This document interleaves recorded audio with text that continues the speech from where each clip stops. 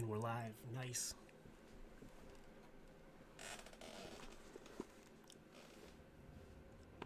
And we have video. Excellent.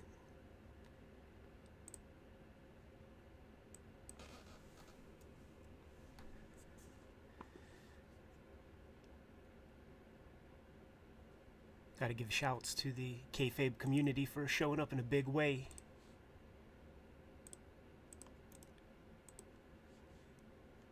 Got some figures for the Red Room pre-orders, and my mind is blown already within the span of a weekend. So we gotta keep pushing things. Gotta keep pushing things, man. I want to make this comic a success for myself, obviously, but I want more crazy comics out there. I want more crazy comics on the stands, and you guys are gonna help make it happen. You guys love me. You really, really love me, because God damn it, the amount of pre-orders that came down the pike just over this weekend blew my freaking mind. But if you have, you know, some horror fanatic in your life, make sure you get them a copy too.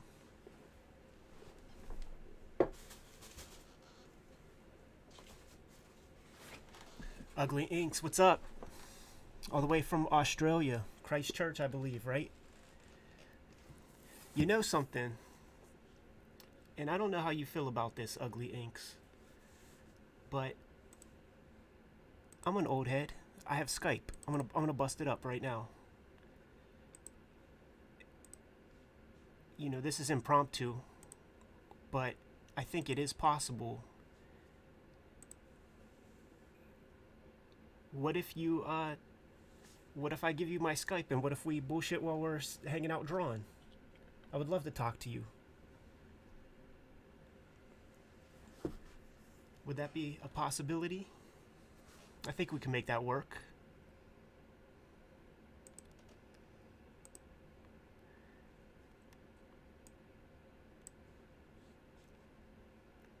That could be kind of dope. A new level of the streams, right? The impromptu gab sessions with super cool artists. Problem with that, though, is that a lot of artists are kind of shy. I'm just gonna see if this registers without any finagling. Okay, Favors, tell me if you hear this.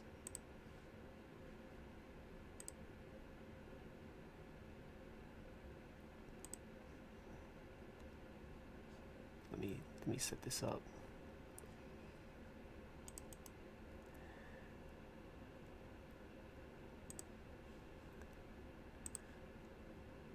Uno momento.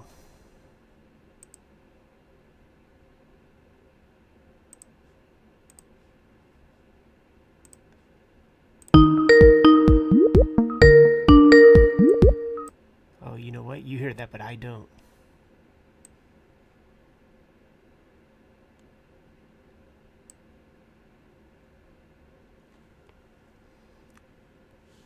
Ugly Inks, yes, let's set that up next time. You know what? I'm gonna run and grab my headphones real quick and see if I could play that audio. You can play the Skype stuff and hear it in my headset as well, because I wasn't able to hear it when I just played that for you guys. And if that's possible, you never know who's gonna show up in the chat room, who's gonna be down to bullshit. We're all sitting here, we're all hanging out, we're all drawing. So why not have some impromptu conversation with some homies? I think that'll be cool as hell. Man, and I just thought of that on the fly after seeing Ugly Inks pop up. You guys should add him on your Instagram. Amazing Copic marker illustrations every single day, relentless. I hang out and draw here knowing that Ugly Inks is on the other side of the earth, literally as far away from Pittsburgh, Pennsylvania as one can get, on the grind just as well. Let me go get these headphones real quick. Give me a second.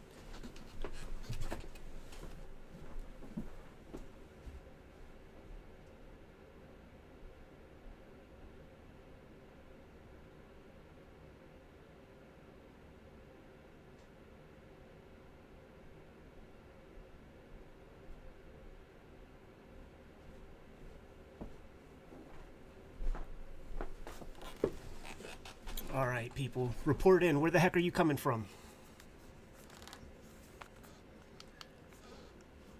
I'm sitting here in Pittsburgh, Pennsylvania.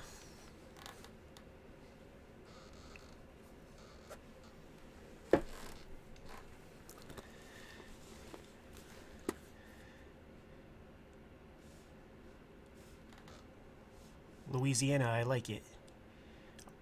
You're gonna hear the Skype stuff in a second. And we'll see if I hear it in my headset.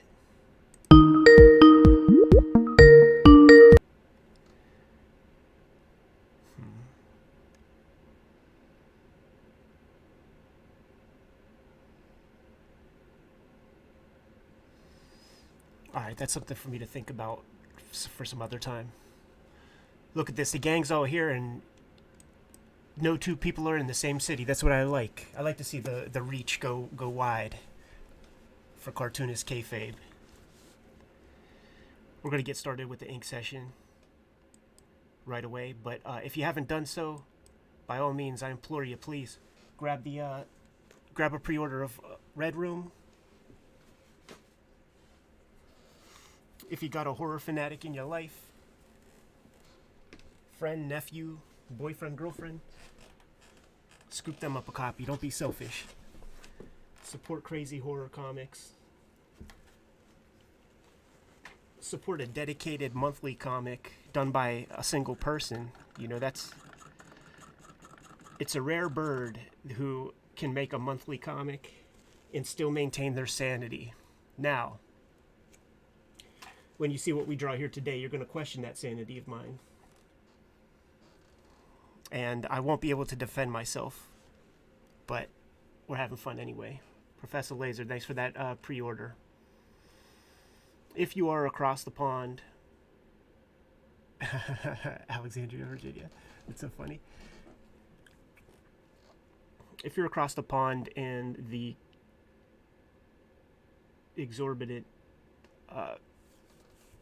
shipping charges make you balk, then I suggest hitting the Patreon. Check out the comics right at this moment. See if you dig them, and then if you get American comics in your local comic shops, your store can absolutely order it. We just don't have any of those kind of links to provide right now. And if not, the bookstore distribution should be much wider, and the trades should be available across the pond. So support the project that way if you like.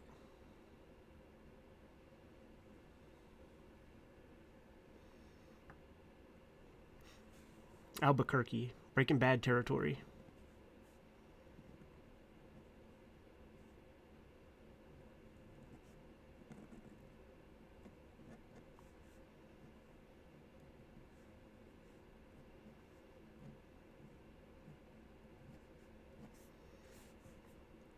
We started with 7 Rat Queens. We are down to, after this panel, only 2. A lot of severed heads.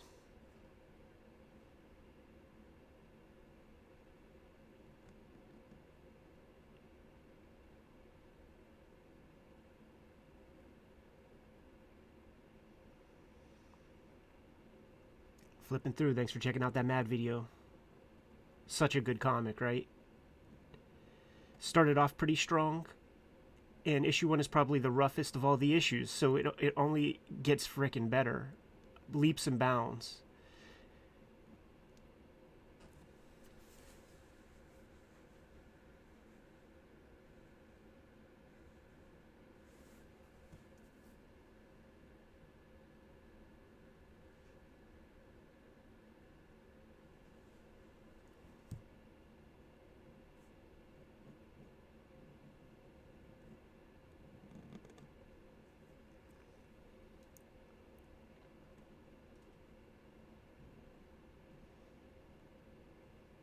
There's a lot of stuff I want to do over the course of my comic book making.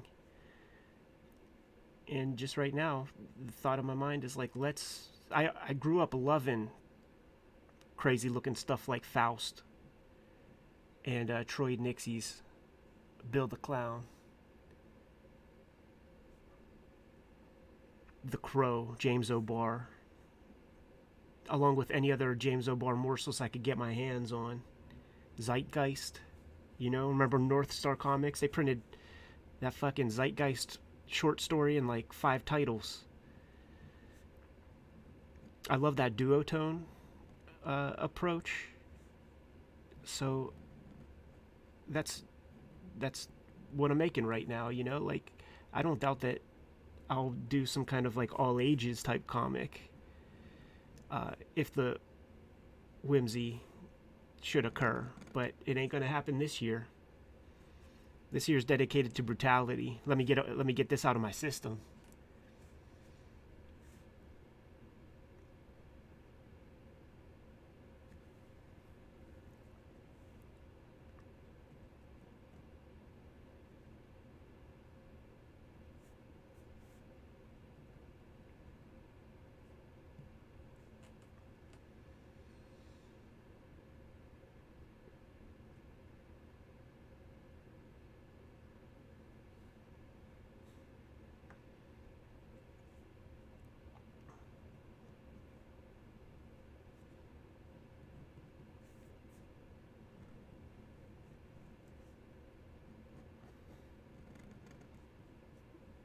Am I studying OnlyFans for Red Room research?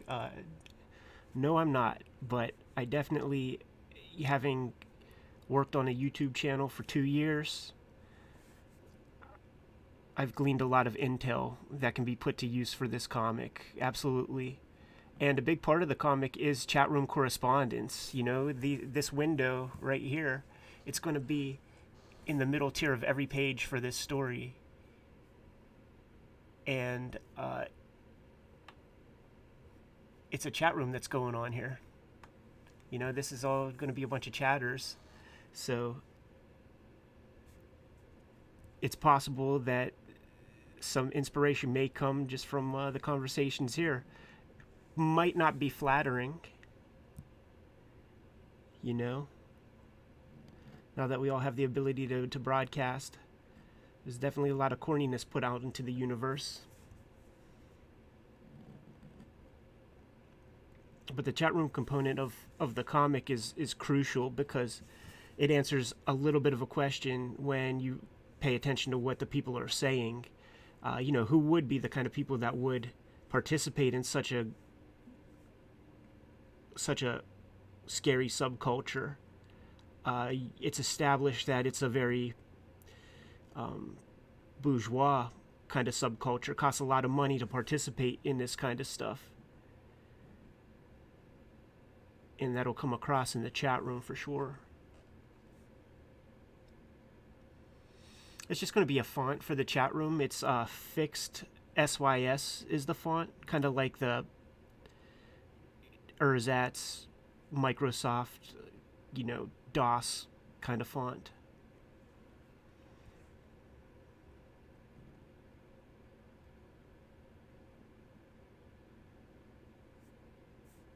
Bad dentistry in the red rooms.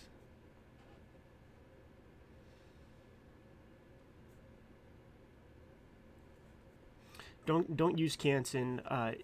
At least since the last time I've used Canson about 20 years ago. If it's the same kind of paper, you know, wipe your ass with it. No good at all. The ink spider web's really bad. It doesn't hold the ink properly. Strathmore is what you want. One piece of Canson is different than the other, from what I remember. I've had a lot of bad experiences with Canson paper. So go to dickblick.com, get some Strathmore. It's never steered me wrong. And I use the cheap stuff too, you know, I use the Strathmore 300.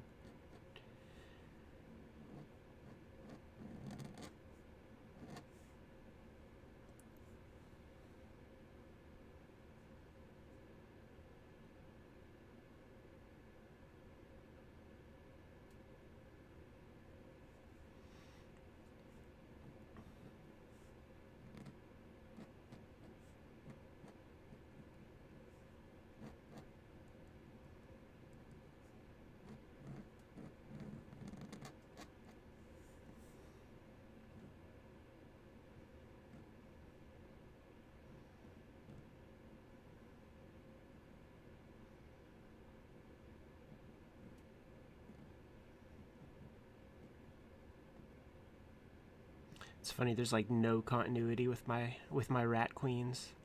They all kind of look the same in a lot of ways, and that's a story point as well, because you're going to discover the idea of factory farming human beings who are meant for the slaughter. It's a family comic, suitable for all ages.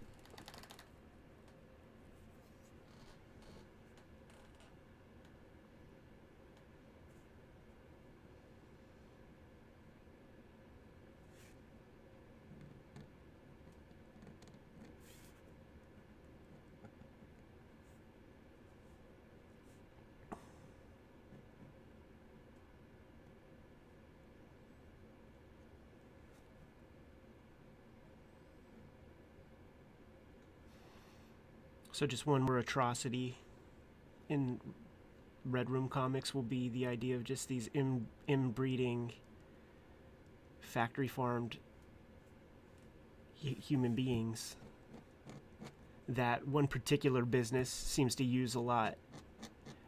Just it mitigates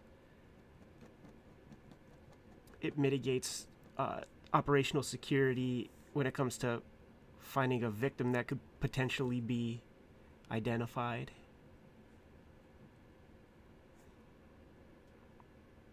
But that'll come with many more problems. And that's just one of the businesses. Like, never stick with one crew for too long in the comic. I have a lot of stories to tell and a lot of angles to look at the problem in. So one of the important things that I gotta beat home is that these comics are self-contained stories in each issue.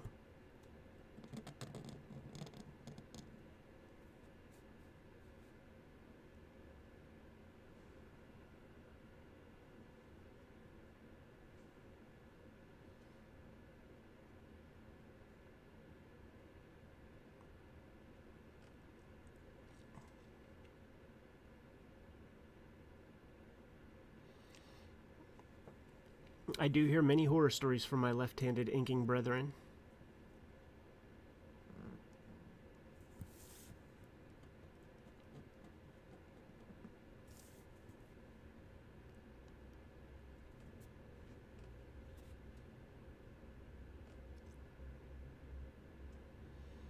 Adam, I did draw the computer window on a separate sheet of paper and just kind of like multiplying it on every page. I'm not going to redraw it on every page. Now that I'm working on, this is a monthly comic, so I'm going to take some shorts in that respect.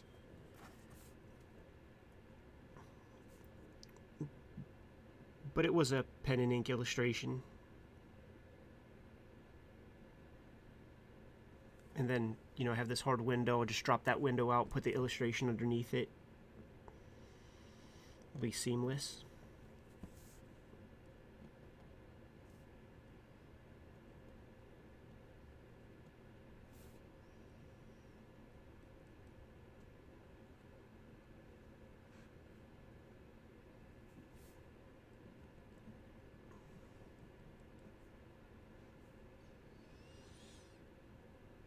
Now that we got a gang in here, let me know who's sitting there hanging out drawing as well, because that's where the energy comes from.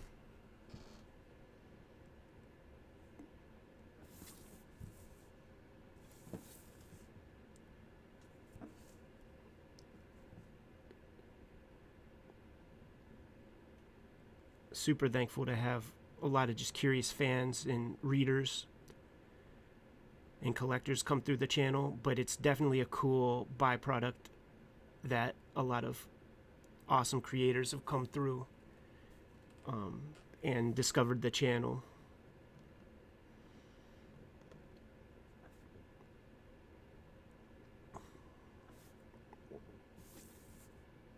When it comes to like the regular videos, they're not my main focus, but sitting here drawing, just knowing that there are other people out there drawing too, I sort of cut my teeth that way, just in art school, being around, 20, 30 other dudes who are sitting there vying for the same finite opportunity that I am.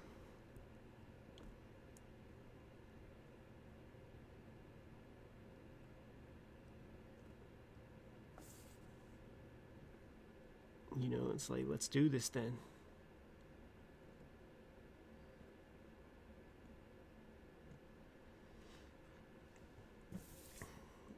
You put in 8 hours, I'll put in 12. And I'll keep bumping my head on the camera.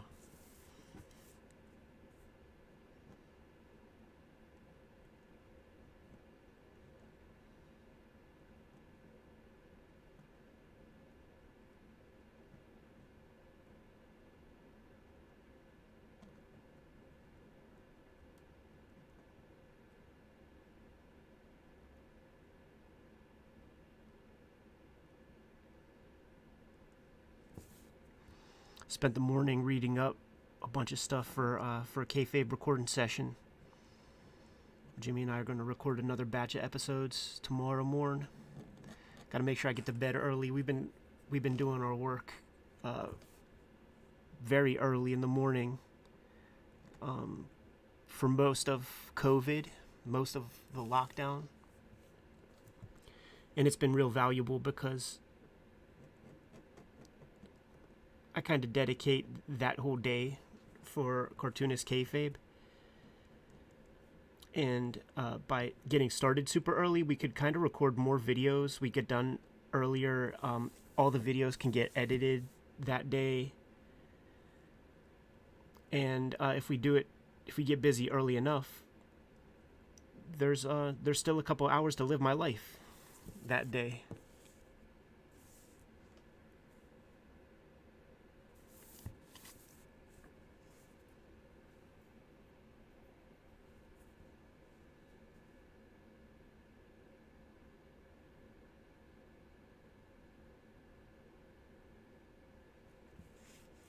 Yeah, Manbin is freaking awesome, but it's an investment. You have to watch. Unless you know Japanese, you gotta watch it. But furthermore, isn't the beauty of the show to watch the drawing being done?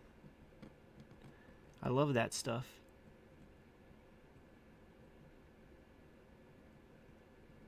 But we got our lives to live, you know. It's hard to take that time.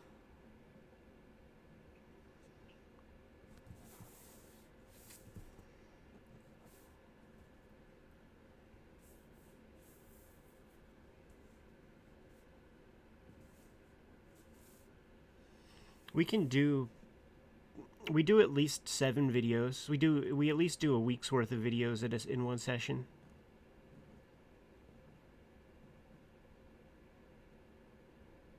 But we've been going over just with the idea of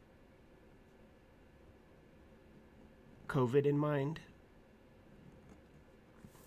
If one of us gets some sort of exposure and we want to be protective of the other, it's like, let's take a couple weeks off, man. Let's go get those nasal swabs, all that stuff. But still, we have the ability to put out video every day, so that's the strategy. Good strategy, too, because you guys have been showing up in a big, bad way lately. It's become exponential, the growth of the channel, the past couple of months. I think we just hit 36,000 yesterday or the day before, and just last week we hit 35, so that gives you some indicator on how much stuff is growing.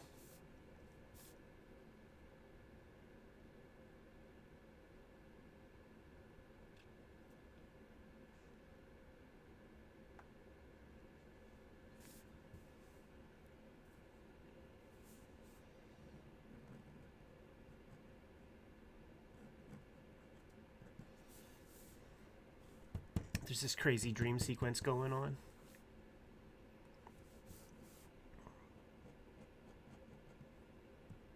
I should have inked the dream sequence on stream yesterday because it turned out pretty gnarly. Got a lot of feedback after showing it off on my Instagram stories. I'll show it to you guys in a sec.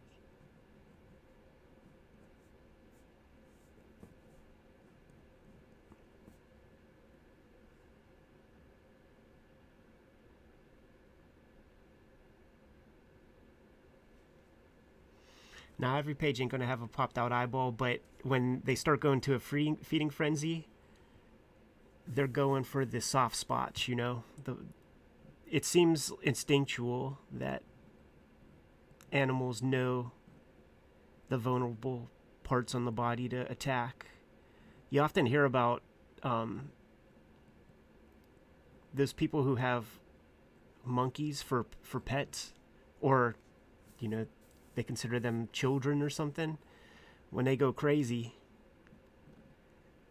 you could read articles about this stuff. Like, these monkeys will, like, rip their face off. And they also, like, the one that I'm thinking of, and this is very appropriate for this channel specific, well, this video specifically, but there was this one I read about where the monkey, like, grabbed a dude was wearing blue jeans, man, and just grabbed his fucking dick from the outside of his pants and just ripped it off with the denim too. Just grabbed and ripped. Jesus.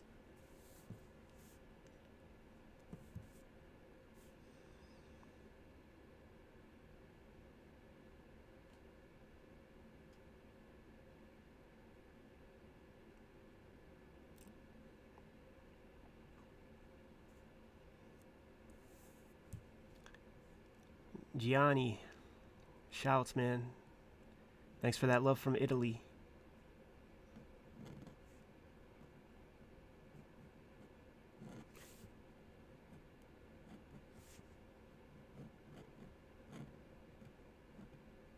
The costumes with Red Room were fun. The one thing that always has to be kept in mind is there can't be one piece of skin showing, because you don't even, if you're murdering people on webcam, you don't want one clue about even, like, what color your skin might be. And then with that in mind, one of the killers, you see their body, you see their whole body. In one of them, you even see their face. So how is that possible? We'll get there.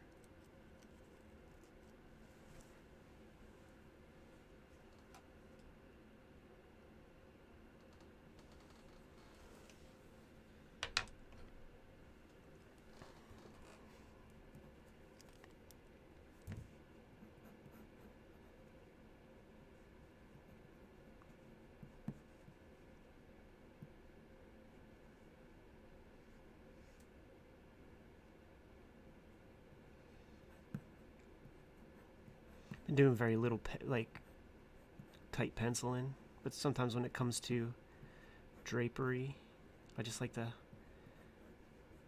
see some stuff before I choose the lines I want to ink. Let me see some options.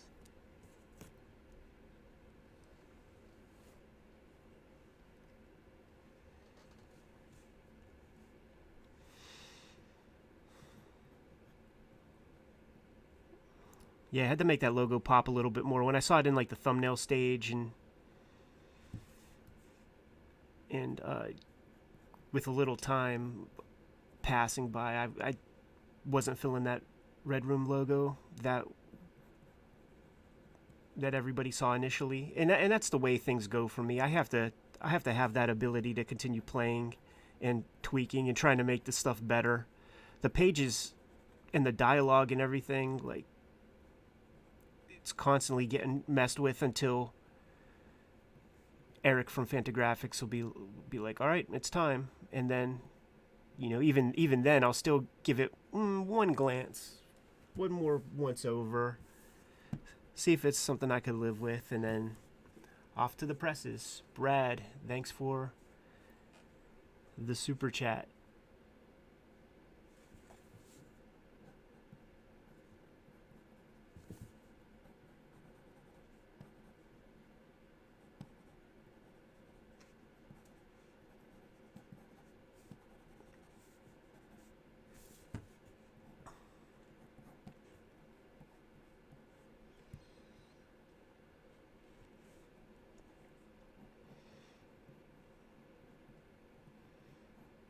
Yeah, Eric Reynolds will be my editor,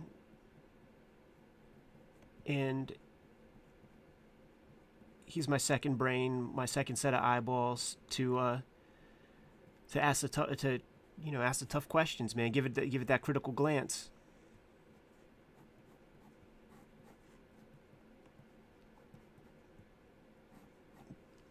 He worked with me on Hip Hop Family Tree, and it was a good union. Smart guy.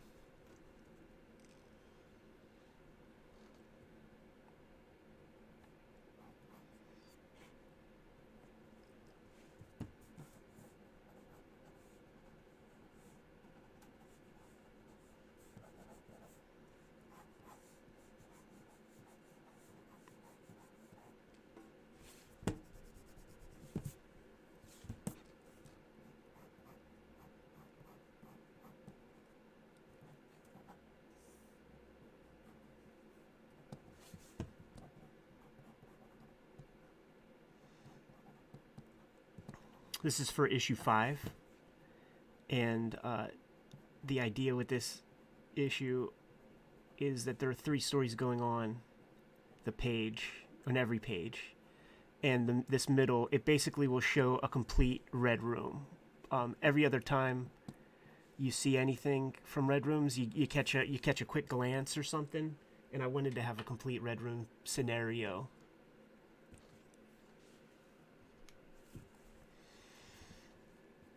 It's so funny when I first came up with the comic. The idea was going to be theater of the mind. You know, don't show too much craziness. But then I'm like, what's the fun in that?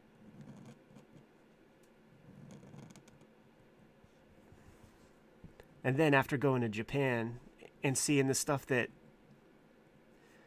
they put in, like, boy comics out there, it's like, fuck that, man. I'm going hardcore.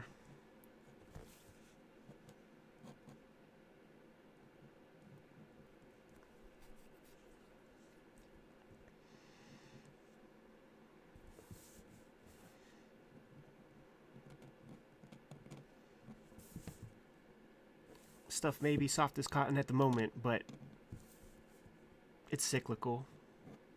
We'll bring some hardcore shit back to the table, and your pre-orders definitely help make that happen. So please, if you haven't done so, pre-order that pre-order that Red Room issue number 1.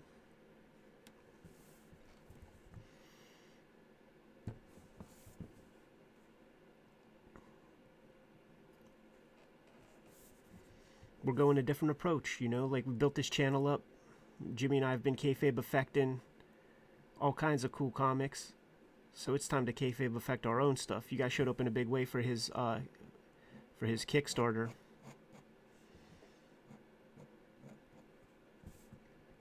And that was super dope. But now, the way that we're playing around with the game, let's get a hardcore monthly comic out there and make it a success.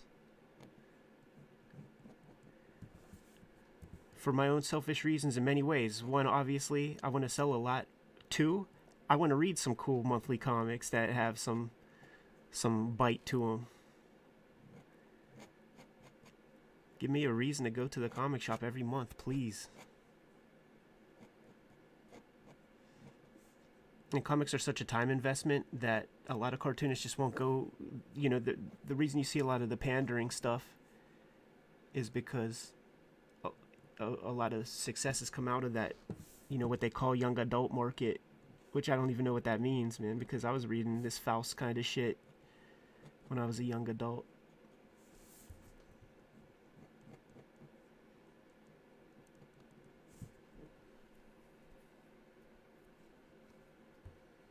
Victor, thanks for pre-ordering the comic.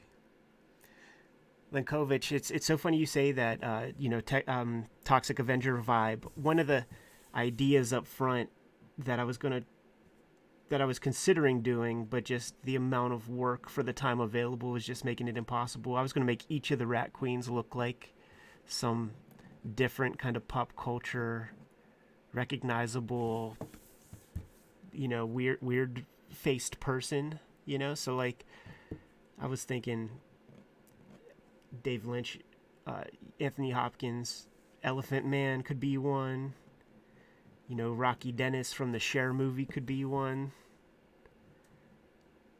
But I couldn't make it work fast enough. You know, it was slowing my process down to the point where it's impossible.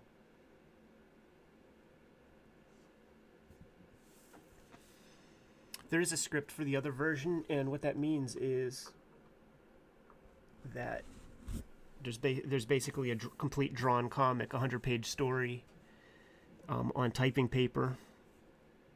You know, quick sketches and stuff. But those will see print.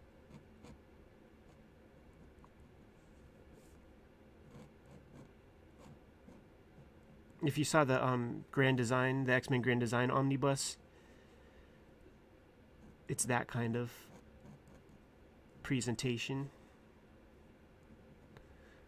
Oh yeah, and we're here in real time. I could actually show you what I mean. One second.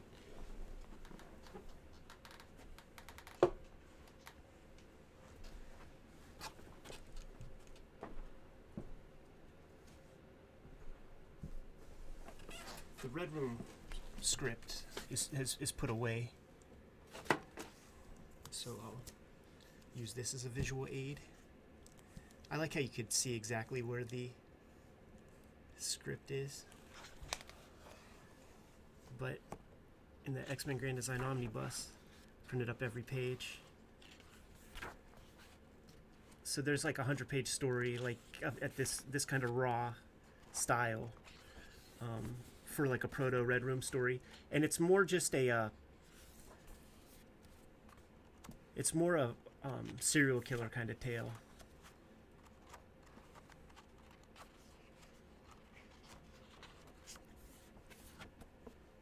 I wanted to go more pulpy.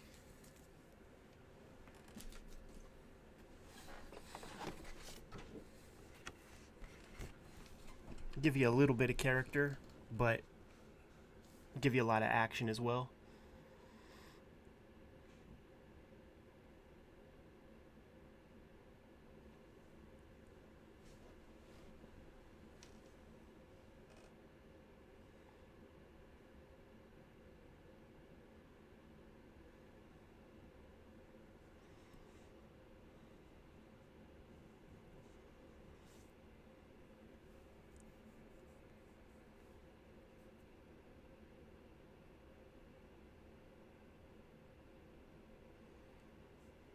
Yeah, the comic will be available for pre-order through your shop. Not sure when it's going to be in the guidebook previews that shops use for setting up their orders and stuff, but you have to ask them. You have to tell them about it. Can't take for granted that they'll just automatically order the thing. It's a weird comic. Depending on where you live, that might play into the game. Though I actually do see, I bet we get a lot of orders from the Bible Belt. Y'all some freaks down there for sure.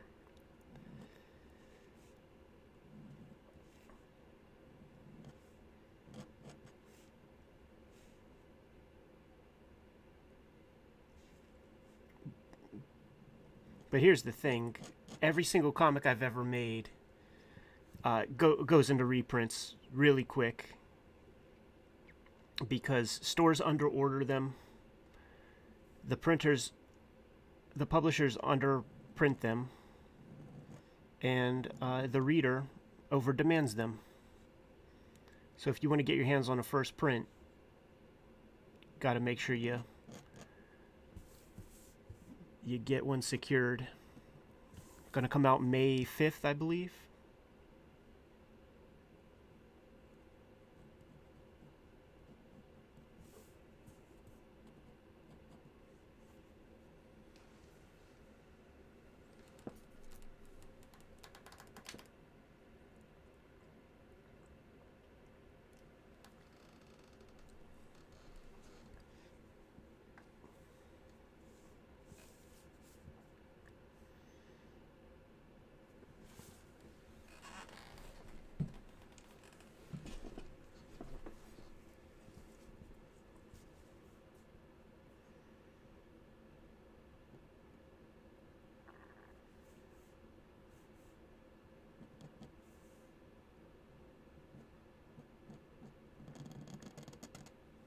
This character has a simple name. He's just called the Decimator. Started out with a different name. A moniker he chose himself. And it was a military-themed gimmick called Major Slaughter. But as you could tell, he's got a pretty rotund belly. And his superiors were like, you might not be able to sell this gimmick that well. Maybe come up with a different name.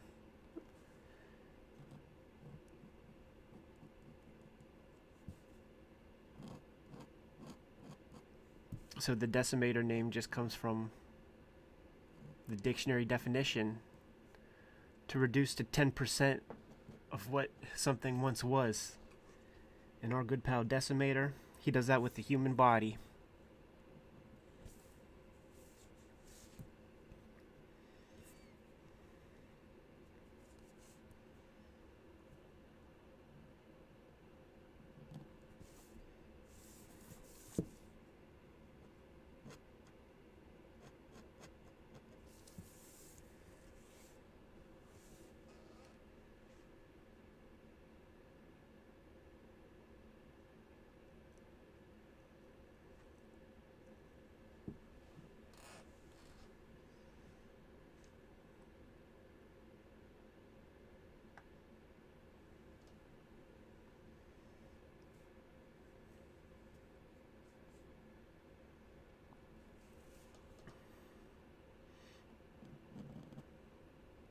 Yeah, I don't know, Ice Cream Man. Is that a good comic?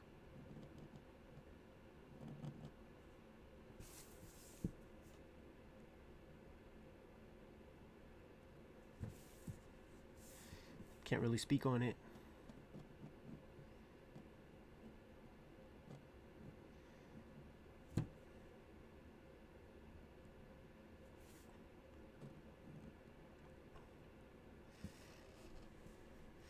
Everybody feels pretty good about the comic, though.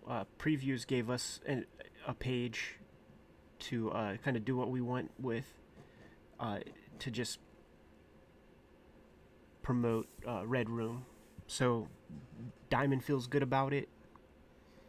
That's a privileged little piece of space that they're making available. Honestly, I think it's on the strength of you guys. The fact that the Kayfabe audience has been building up the way that it has.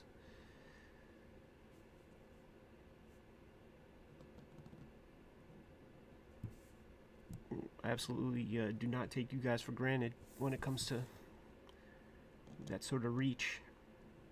It's one of those confounding numbers, you know, like when we take a look at our little analytics and see just exactly how many people have been coming through, because it's, and I'm sure, like, I never subscribed to a YouTube channel before doing Kayfabe, so the amount of viewers, it's like more than double the subscribers, you know. So like we'll be dealing with like 60,000-70,000 different people showing up a month. You know, I have no idea. Like, that's more than Heinz Field, where the Steelers play, I think.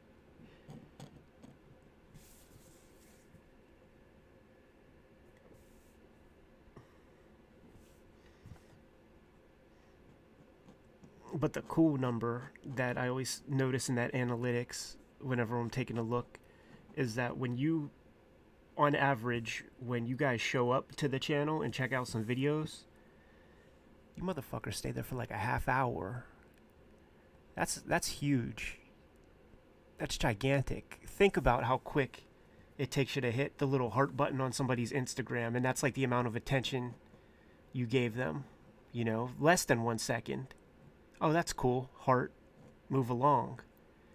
You guys kick it with us on average. So there are people who will come through, check something out real quick and bounce. There's some of you guys who come through, maybe catch a couple of hours worth. But it all shakes out to about a half hour a piece on average. That's dope.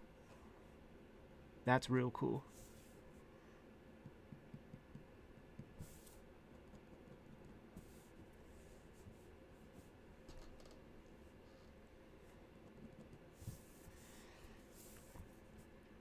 If if you guys were in the previous streams, you know that all that I do here with this part is capture some of the thickest lines in the G pen. This is gonna be, there's gonna be some cool gore coming from that head right there.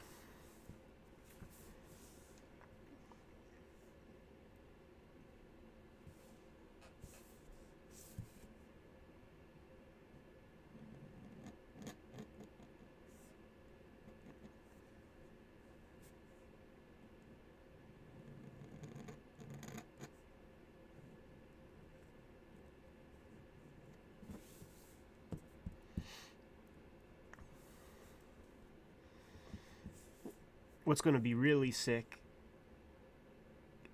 is once Jimmy can let the cat out of the bag about the stuff that he's working on, and imagine like two streams a day, or on, you know, some days. That'll be one of those things where we coordinate. Like, Jimmy's more a day walker than I am, so he'd probably take an earlier shift, do a little stream, a couple hours. I could pop on in like late afternoon, evening, all the while still doing the other videos.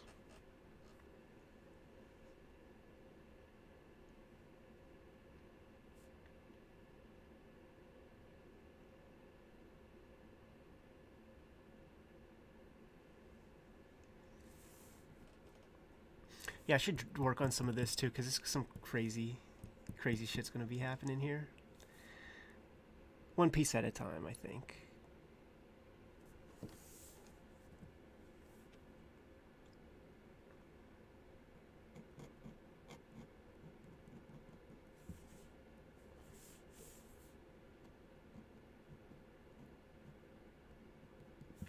These kind of drapery marks are like the things I learned from Spirit Comics growing up, swiping from Eisner.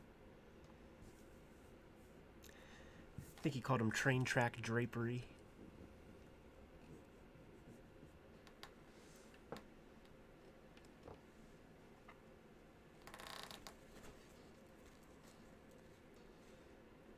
Alright, so it's the big stuff there.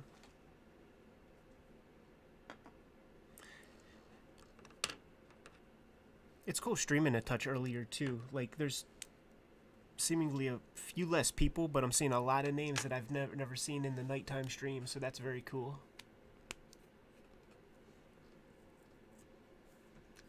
Welcome, welcome.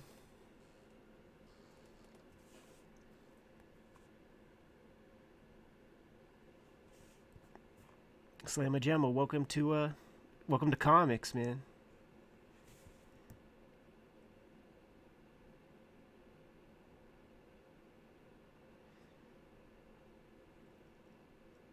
One of the early inspirations for even putting the channel together was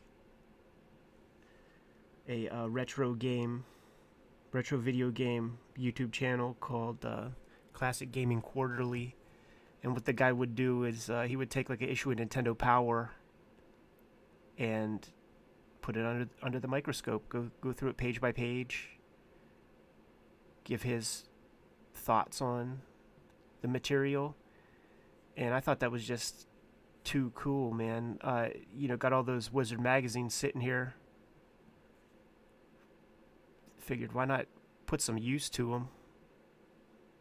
And Jimmy and I went to Baltimore Comic Con 2018, I think it was, September. And on the way up there, we drove. He drove. On the way up there, I sort of told him this idea. And I was gearing up for it anyhow. It was going to happen, but, you know, I'm sitting here with you guys right now, so I'm probably even, you know, cutting on myself a touch, but there are these YouTubes out there, right, where it's just like one person jibber-jabbering, and it's like Rupert Pupkin, King of Comedy type shit. So I just knew that it would be better to have a channel with two people, friends, chatting. It would just sound better.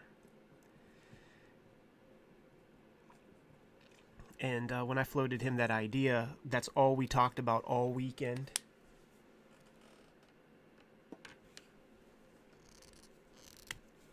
I even think, like, while we were up there at that con, I even think that Jimmy bought a couple of issues of Wizard just in prep. Like, he was that down. And then, so that happened, like, late September. That was a good trip, too, man. We got dinner with Howard Chaykin. Got to be on some cool panels. I was on this panel. I sort of hate, like, I wanted to call an audible on it. It was a panel, it was like music in comics or, something like that. But here are the other people that were on the panel. P. Craig Russell, Tim Truman, Mark Buckingham, J.K. Snyder III. And I remember thinking, like, why can't we just call this an Eclipse Comics panel and just start talking Eclipse Comics? Like, why do we got to talk about fucking music right now? Like, I get that, Tim Truman made Grateful Dead comics, and that's cool, that's fine. But let's talk Eclipse Comics. Anyhow. That happened in late September.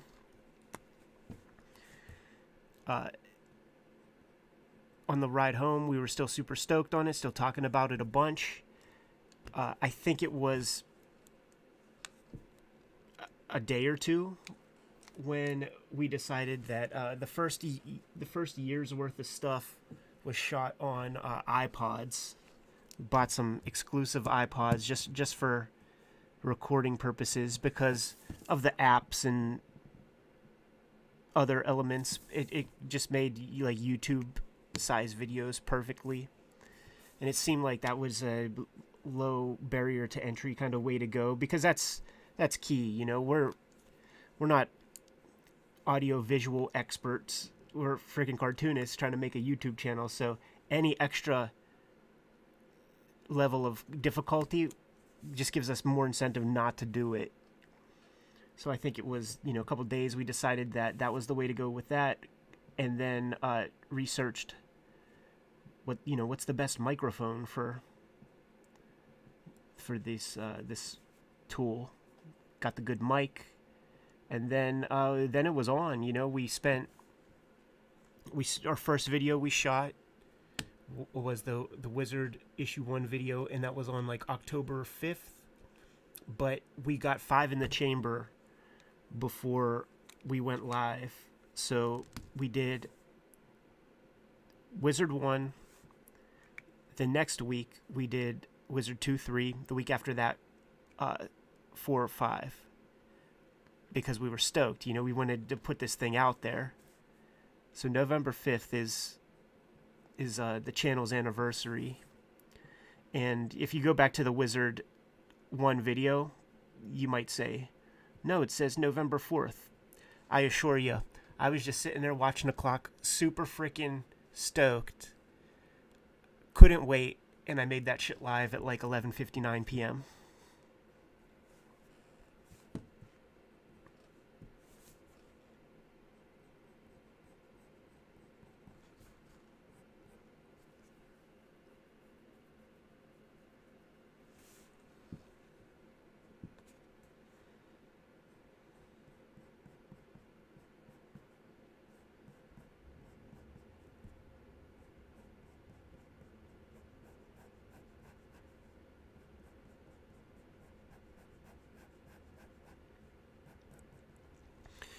When we recorded the stuff, we started to tease. We started to figure, like, what the heck is the name of the channel? And Jimmy came up with the Cartoonist Kayfabe thing.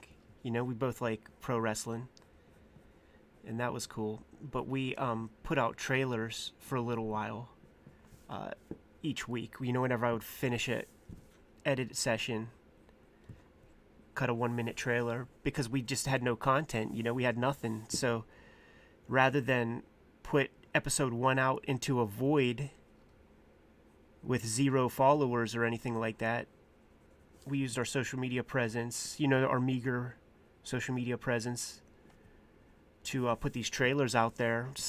hook them up with the link, and by the time we had that first video go live, we had 2,000 or so subscribers, and I think that was like a good move, rather than putting out kind of like our primo stuff to an audience of 0 to start. Made sure that we had like a little buffer of people. It took about a year to get our first 10,000. It took about 6 months to get the second 10,000. Took 4 months to get up to 30,000. So there's some cool growth happening.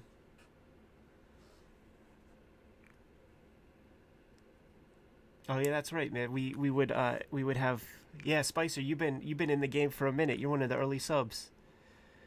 We would have we would record our complete recording session for the Wizard episodes, and kind of just take it down. Give people some reason to subscribe and check things out. But when we started doing more work, just wanted to put more good stuff out there.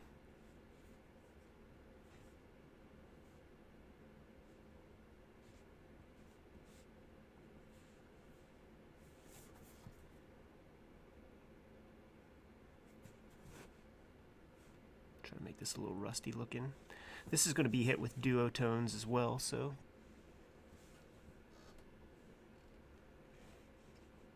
there's going to be an extra level of detail and finish.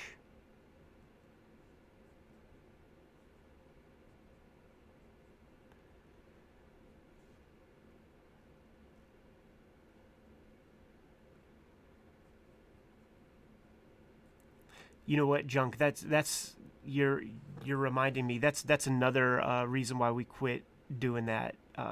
Why we quit streaming the recording sessions, because people would forget that they watched the recording session,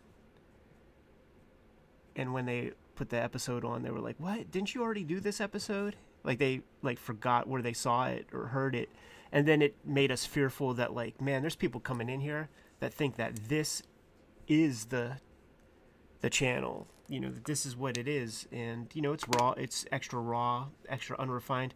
Not like our finished videos are the most professional package or anything like that. I get that, but you know what I'm saying. We didn't even have the camera. The camera was trained on us by design. It wasn't trained on the stuff we were talking about, and that was like another level of kind of annoyance, or just like where people were like, they're not even showing us what they're looking at. So it just became too kind of overwhelming. Just give you the pristine stuff. And it was when Jimmy went to Angoulême, France, for their big thing that would probably be happening right now, if not for COVID. Always happens in January. And that's when, we established a channel. He was going away, but we need to keep feeding the machine. So that's when Tom came into the mixture. And just doing a lot of reading on my own during that time. The common wisdom for like professional YouTubers, people who do a lot of material, they suggest that you don't record just one thing at a clip. Record at least 3 was their maximum, and that's what you did for a while. Certainly when Tom was here, we did a commentary track for that Masters of Comic Art video that Harlan Ellison hosted, but we never put that one live. That was early enough where we weren't fearful of copyright issues. You know, we had 4,000 followers or something like that, but now we can't put that out in the form that it is because the video is connected to it. If you remember, we had a Comic Book Confidential documentary that was that way, with the actual video playing, but then we took that down just for fear of not litigation, but just the copyright strike. You get 3 of those, you're done.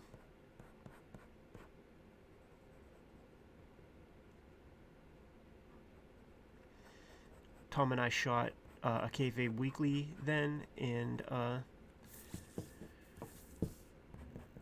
the one video that's like, I was a teenage Marvel reject, where we take a look at some of my earliest Marvel submissions.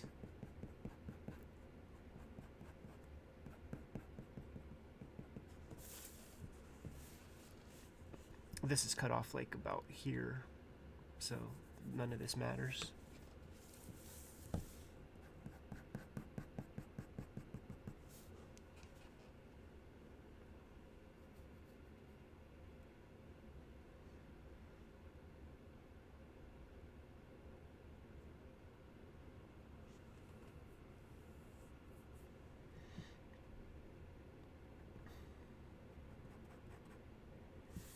No big controversy with no new shoot interviews. We just working on a monthly comic here, man. Don't have time to corral that kind of thing.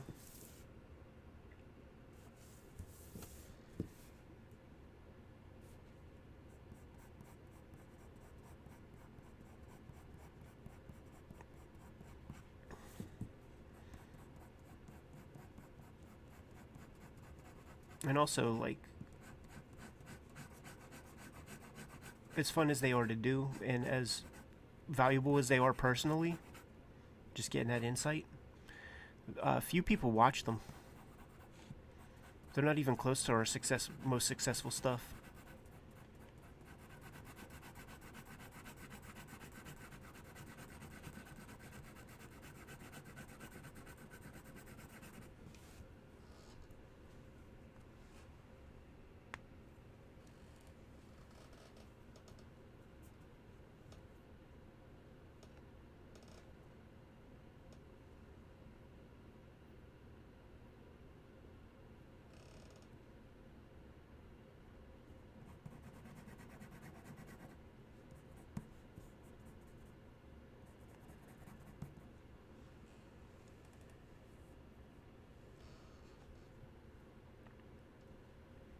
Yeah, I would do a total bin shoot interview in a second. I would love to speak with that guy.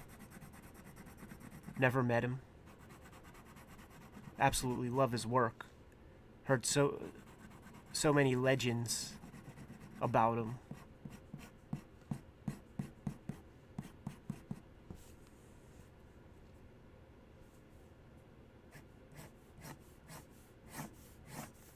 I'm gonna have to catch you guys up to speed, like, if for those of you, because I am seeing a lot of new names pop up here. So you're looking at, like, why is he scribbling all over his page? And I'll show you why. Give me 1 second.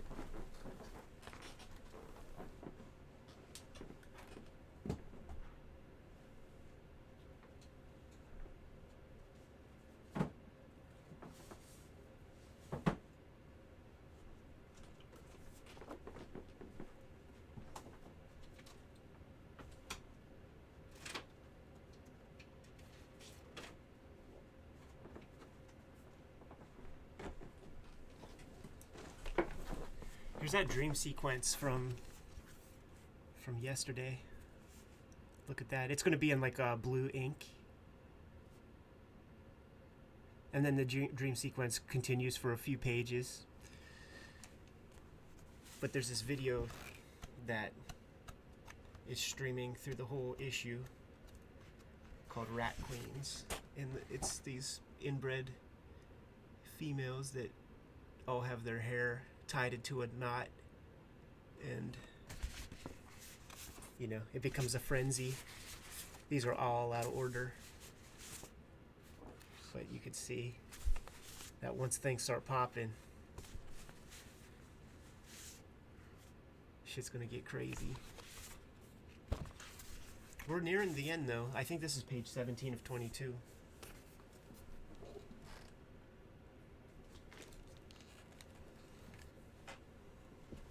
The money shot is going to be a good one.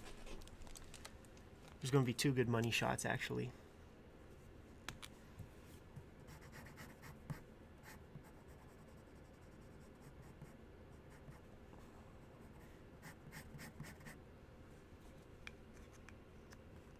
Jansen shoot interview would be sick.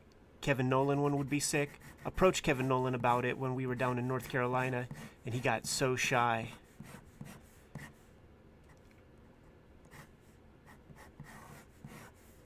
So we just had a super awesome conversation about color separations for an hour, not on camera.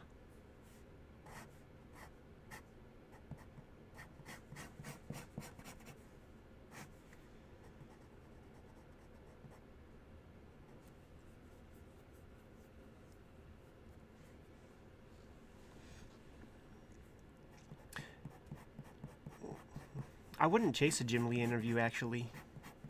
You know, if he came to us, like, I would definitely do it, but he's never given an interesting interview.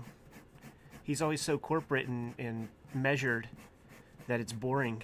He's never, like, done, there's never been a Jim Lee interview that, to me, was, like a great interview where you got some, like, real cool insight.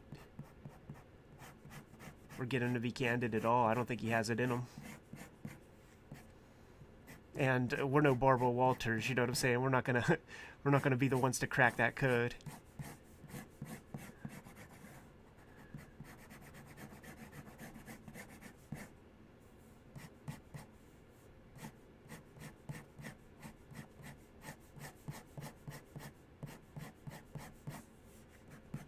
Such a bizarre comic.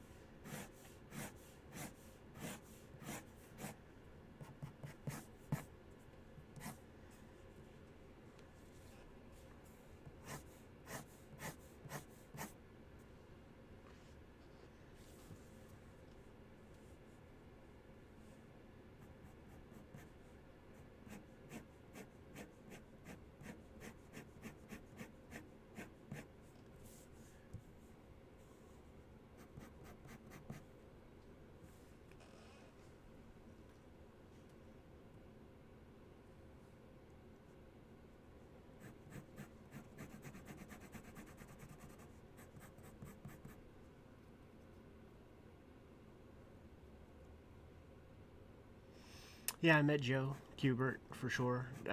He would only teach the 3rd year kids when I was there, but I have no problem being the squeaky wheel, as they call it. And I was like, fuck, man, I'm not coming here to just be taught by dudes who draw coloring books, illustrations. You know what I'm saying? Like, fuck that.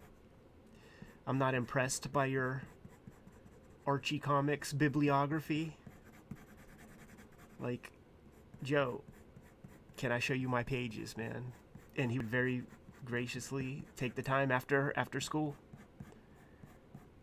put the trace and this is the part that I kick myself in the ass for, just like because of my own disorganization and everything. Put down tracing paper on top of my stuff, and he would draw right on top of it, show me what the hell I was doing wrong. And I don't have one sheet of that anymore. Some of it I think got stolen because I lived in a house with 30 dudes, and they knew that I was doing that with them. Some of them, at least. And I think they may, you know, one of those guys might have taken a bunch of that. But I don't have one sheet of that anymore.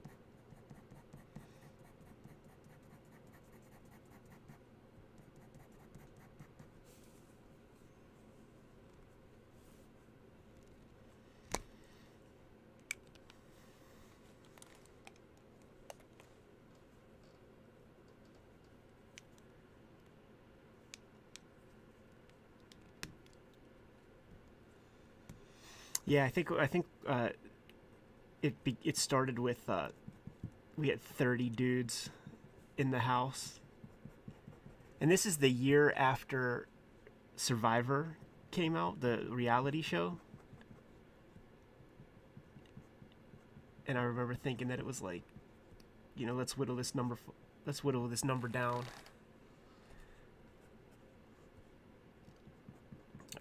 You would read these articles, and there was even a Wizard article, Wizard issue number 44, talked about how exclusive and elite the school was. Like, you got to do your work, you got to show up with like a dope portfolio, and that just was not the case, man. Joe was cashing some checks, man. And that's one of those things with when it comes to schools, where it's like, how do they sleep at night knowing that this kid sucks ass, can't draw, has no dedication? How the fuck did they pass, the portfolio critique? But that mortgage or whatever at the school, a lot of money, got to bring some bodies in there. And they would pretty much let you stay so long as you weren't like disruptive. So like, there was a kid who only drew like the same 3 things, and he would manipulate every assignment to include these 3 things. He would draw like a front-on view of Voltron. He would draw a Predator. He would draw people with that cable zappy eye. And like one other thing. And eventually they kicked him out because they were just like,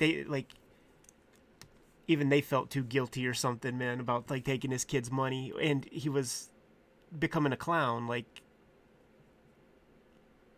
it was all kids in the other years were like knew about him and were always asking about him.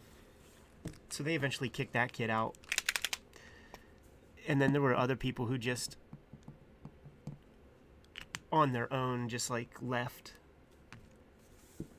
because there was a certain amount of attrition that would happen. Like, they would just be ostracized by everybody, just ignored, because we're all there trying to do something. And if you're there just hanging out watching anime tapes or something, like, that ain't inspiring. So those were like the second wave of people to drop, like the kind of uninspired kids who saw an ad in a comic and were like, I want to go to comic book school, but just wanted to be fanboys and not professionals.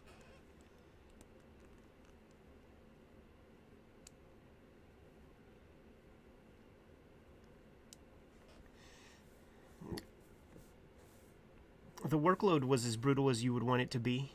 10 assignments, 10 classes every week, 10 major assignments due, the following week, every week.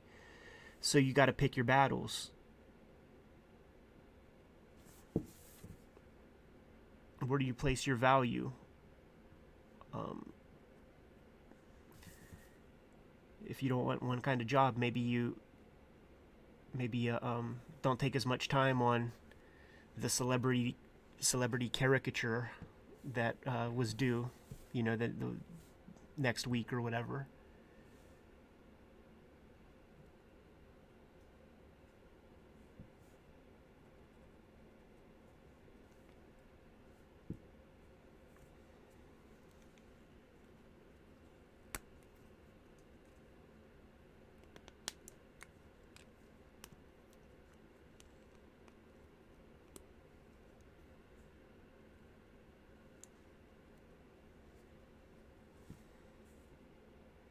You don't gotta go to art school to draw your own comic.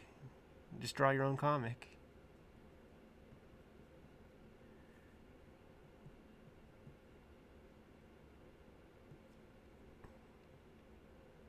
I think one of the important personality traits that's required is to just be motivated by yourself. Like, nobody's asking you to make a comic. You know what I'm saying? Like, nobody gives a fuck, basically. So if you need an artificial setting where a teacher tells you to, that's a losing position from the start.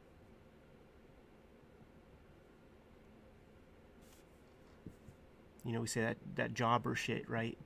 Use that term. Like, that's that sort of thing where it's like drawing, have no vision. Could draw anything, have nothing to say.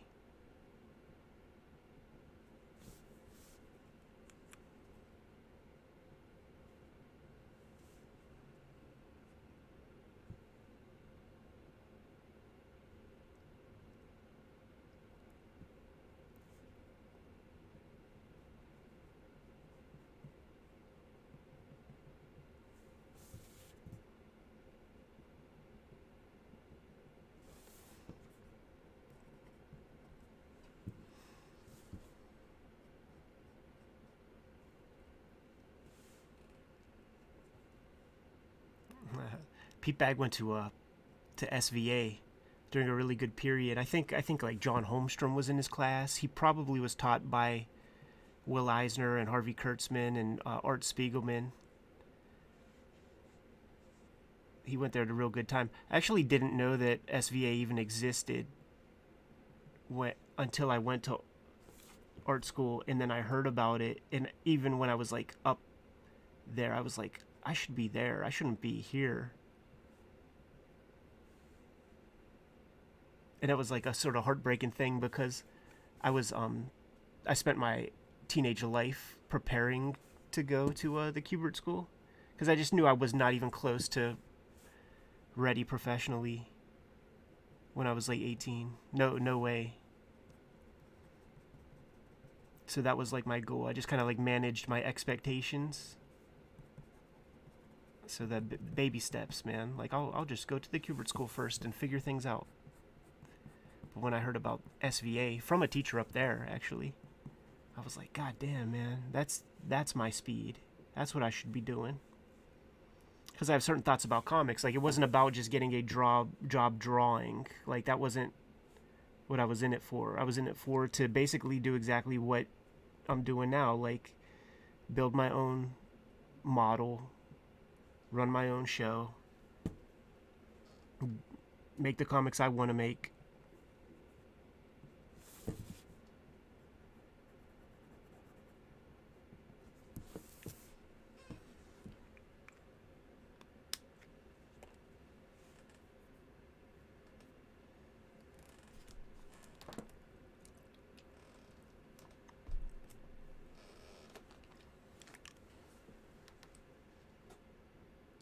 We got a whole gang of people up in here right now.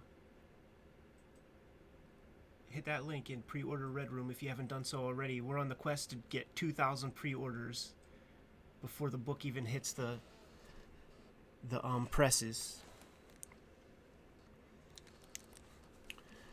When I got the feedback early this week, like, I was totally stoked on the amount of pre-orders that we had from just that single video and doing a stream or two on the weekend. We deserve the comics biz that we get. You know what I'm saying? Because it's all about where we put our dollars. And I want to see more crazy comics. I want a cool monthly comic that gives me a reason to go to the shop month in, month out. And it doesn't exist right now. And I guarantee you that this is going to be that comic for a big number of people. I know it.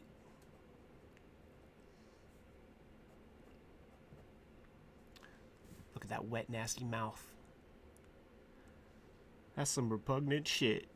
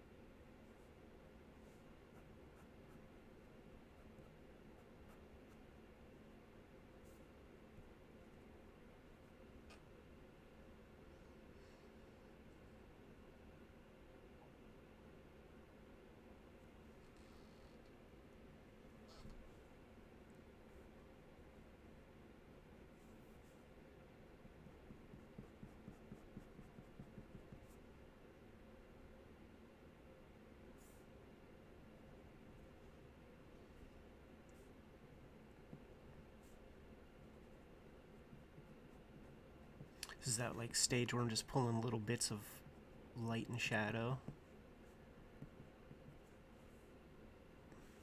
It's like searching for them.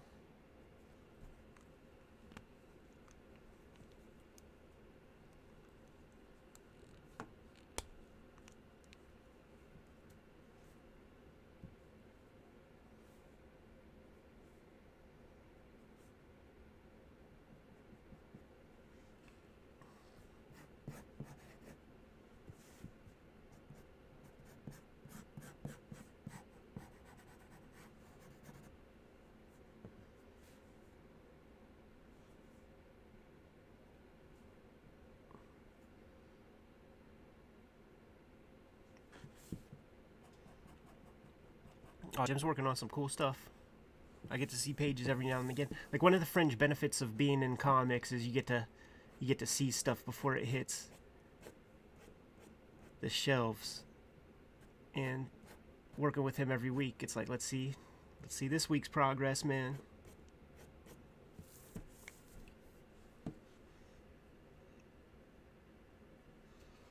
Emmett, thanks a lot for that pre-order.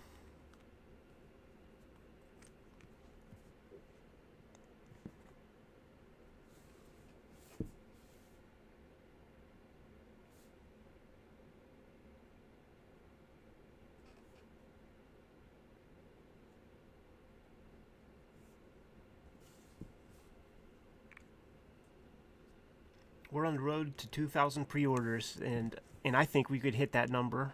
You know, we got a couple months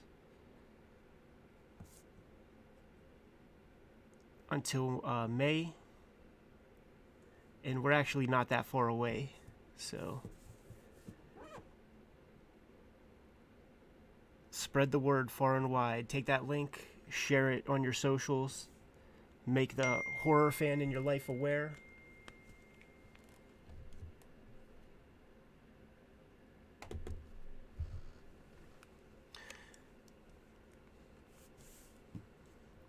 What's going on, Serena?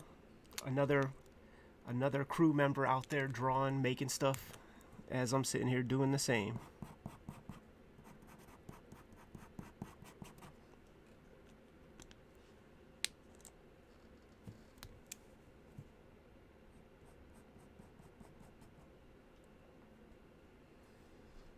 Question, why Fantagraphics and not Kickstarter?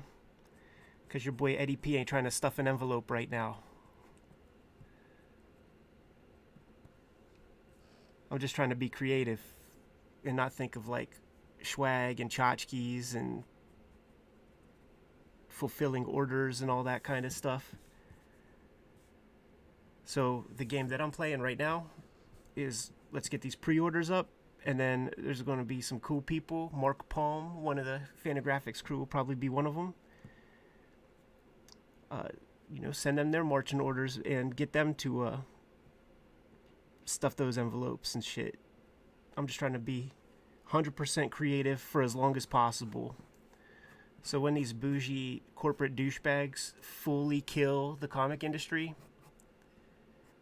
then I'll definitely be doing Kickstarters to fund my shit. But as long as it's still holding together and the market is doing right by me, I'll you know, give a cut to a publisher in exchange for not having to fulfill orders and deal with all that back end nonsense. Whenever I was self-publishing shit, different story. Like, I was self-publishing WYSIWYG, and I mean, I sold tens of thousands of those from my mom's basement. And I was still drawing the comic. So it's like draw the comic all night, fulfill orders all day. And I had a specific audience in mind when I was putting those comics together. So I would send copies to places like Wired Magazine, got an article in there, Boing Boing. And whenever they would cover the comic, just there would be a ton of sales like right overnight. so I would have to like spend all day bringing a garbage bag full of envelopes to. This is before stamps.com and shit like that. You know, and I would have to get stamps and be in line and hold up the line. And they actually made new rules at the post office because I was living in the city at the time, and there was a t-shirt company that sold a lot of shirts. So when they would see me walking by their building, they would come running with a wheelbarrow full of shirts. And I would be racing them because nobody wanted to be behind the other. Sometimes I was behind them, sometimes they were behind me. But we just knew that, like, once we get attention from the post office, like, that line's going to be a wrap until shit's done, and it'll usually take a long time. So, you know, I'd be spending an hour a day at the post office sometimes, getting the stamps and all that. It was crazy.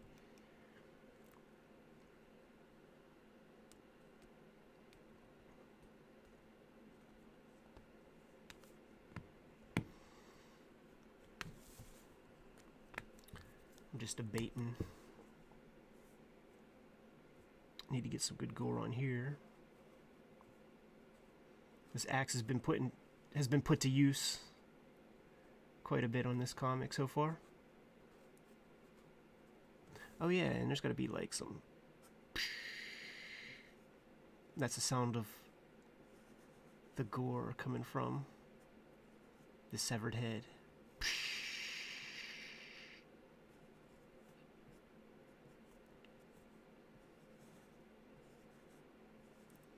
Thick, viscous blood.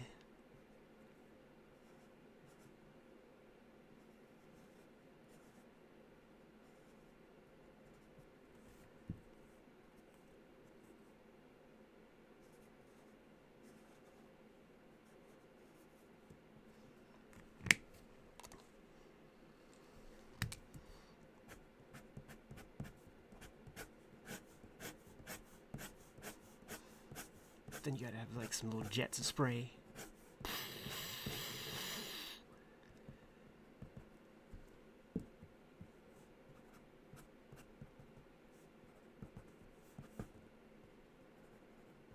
Put some little chunks.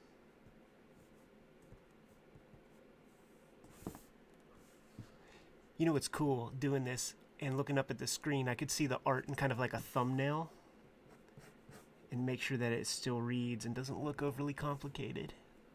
So just hanging out, being here with you guys is actually having like a lot of value for the final printed piece. Oh yeah, there's neck under here too.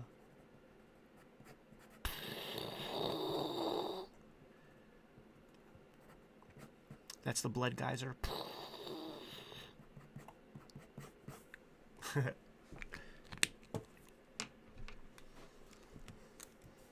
I think you gotta cut that shit in with some white.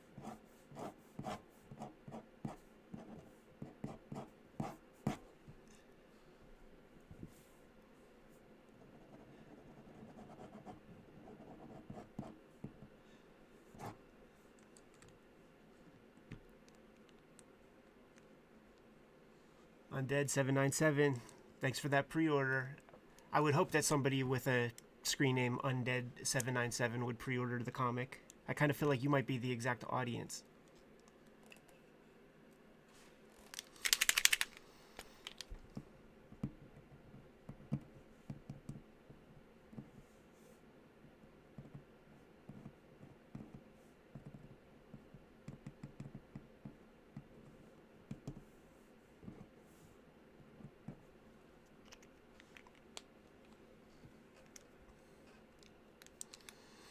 No, the first issue is going to be 64 pages, self-contained. The subsequent issues will be 22 pages of comic. Maybe 24-page issues, something like that. I'm going to put those other pages to use, though, for sure.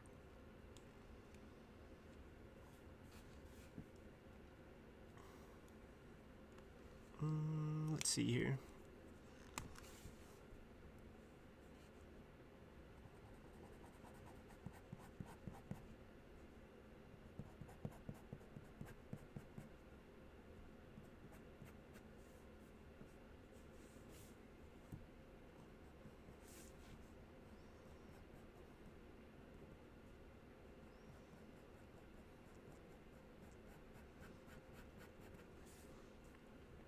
I feel like there's a churn rate on the people who come in. It's like this like constant like revolving door.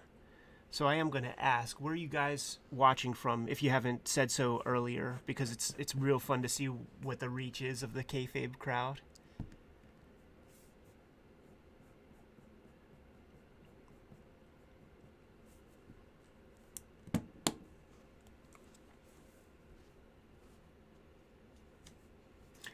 Yeah, there's going to be a collected edition. There's going to be a giant book at the end of the rainbow here that'll collect all the issues, and then I'll probably do some fresh stuff for that too.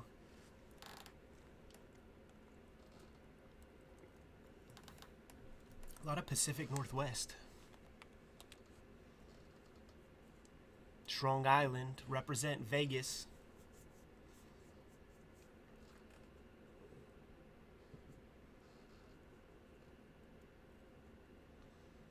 Switzerland, that's sexy.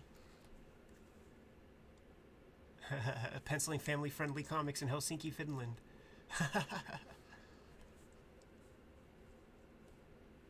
Austria, Georgia, Istanbul. Look at that. Amazing.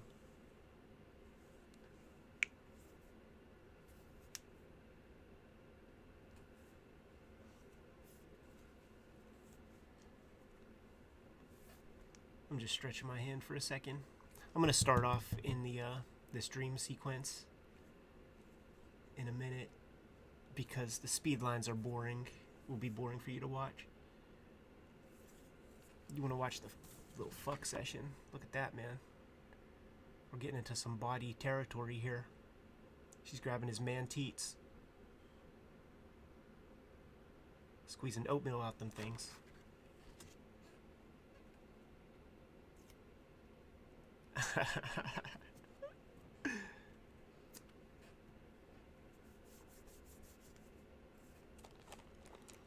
um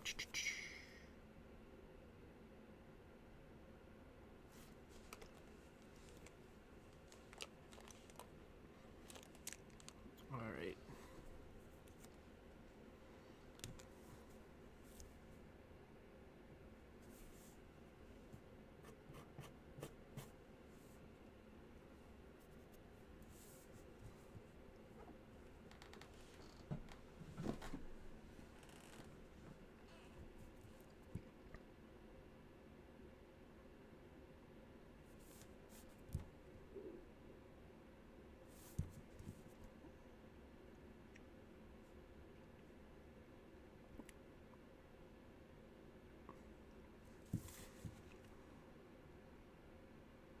This is a fun set of panels right here. Like, the idea is, and this sequence carries on for a couple of pages, so it's like the fever dreams of a serial killer. You know, what's going through their head.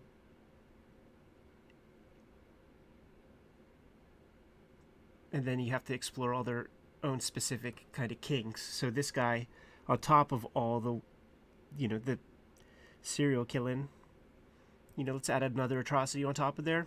He's a cannibal too. So on the previous page, she's like, don't eat me. And it's a big vagina, so there's that kind of double entendre.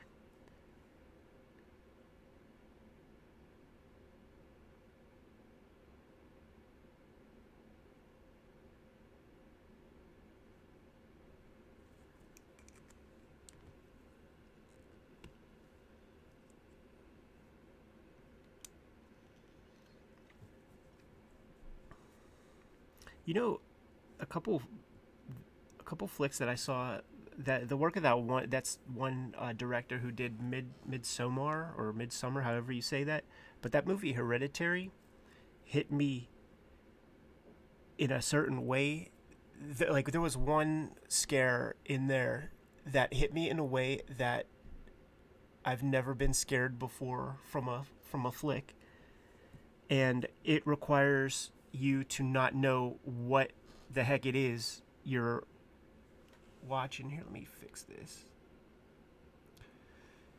So, like, I had no idea what the movie was. no clue what it was about. And when this one scare happens, it made my like leg tingle. Couldn't believe it. Like it made my fucking leg tingle, like the chill that ran through my body.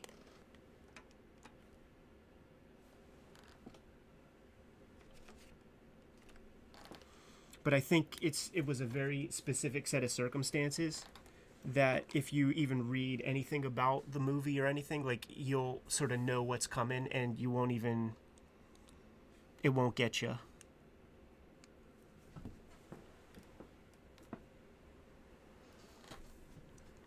I felt real lucky about that too. Like I sort of search for that kind of feeling with stuff. You know, I love Halloween. I love haunted houses.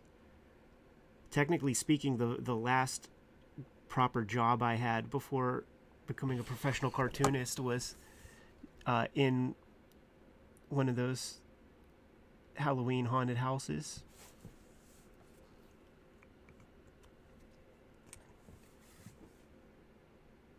As just like an actor or whatever you want to call it. It's not really acting.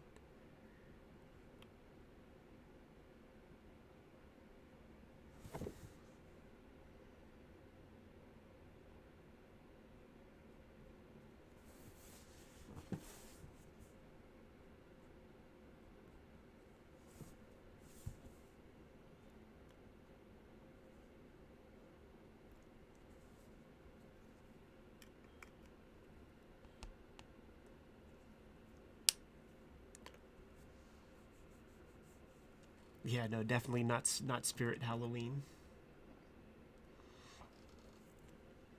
The big radio station here in town will sponsor a giant month-long set of like a carnival set of haunted house attractions, and I would do that September, October.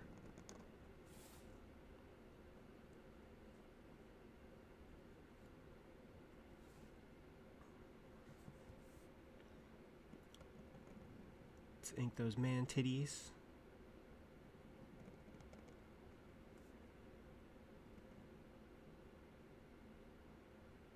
Dude, they're like wall-eyed too. They're like staring at each other.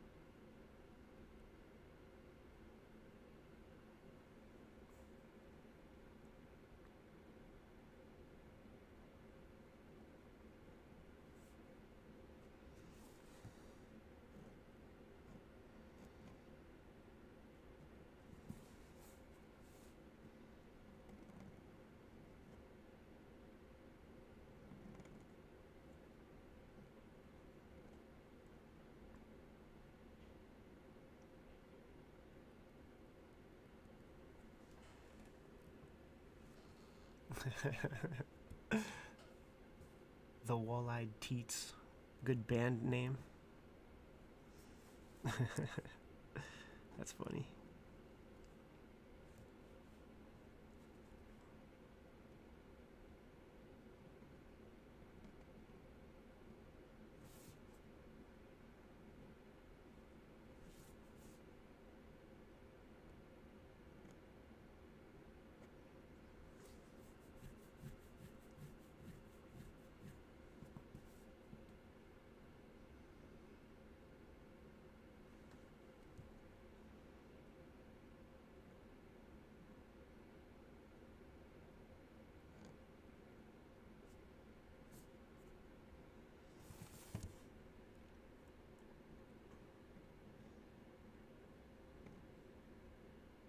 Employing a little bit of that animation squash and stretch. How many animators do we have in the chat room right now? in the general kayfabe audience, there's a lot of people in the animation business.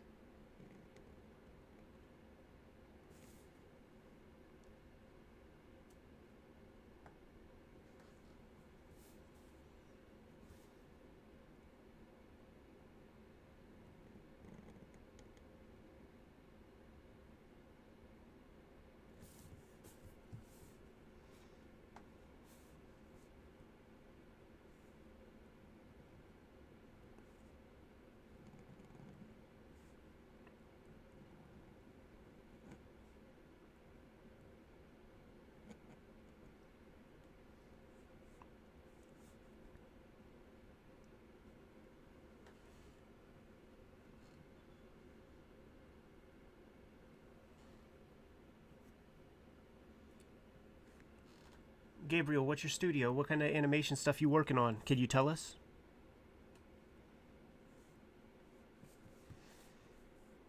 Don't gotta get specific if it's NDA stuff, but some general ballpark would be cool to hear.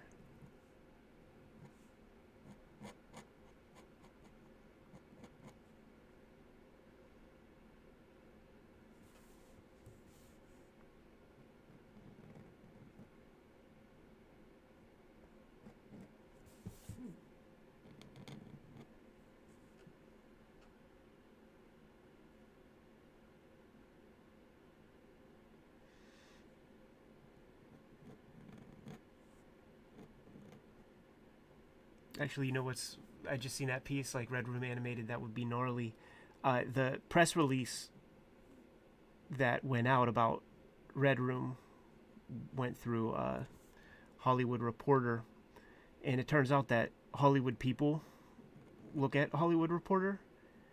So already conversations have started, and that's fine. That's cool. That's not the reason why I make my comics, but I'll entertain this stuff. All that said, those Hollywood cats gotta romance me, man. Like, don't give me that basic ass Netflix deal that everybody gets. That doesn't impress me.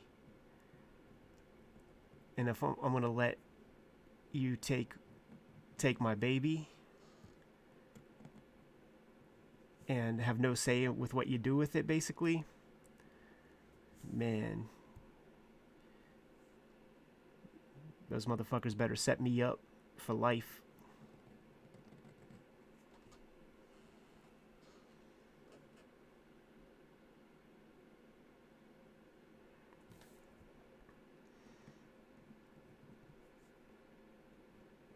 The thing about the Hollywood game, and it always kind of happens this way, is you talk with those cats. Now, I'm a Pittsburgh boy, right? So I think that there's some element where they think that I'm impressed. Like I'm a rube and shit like that. So I think they overreach when they're trying to size me up, and they tell me, this or that. But I always feel like I have to take a shower. And there's always weird games that are played to try to impress. When I was out there this last time, this one animator dude's girlfriend is a very famous singer, and I know he set up this like FaceTime call. Like, she basically got on the phone right when we got into his car, and, oh, hey baby, how you doing? I wasn't buying it.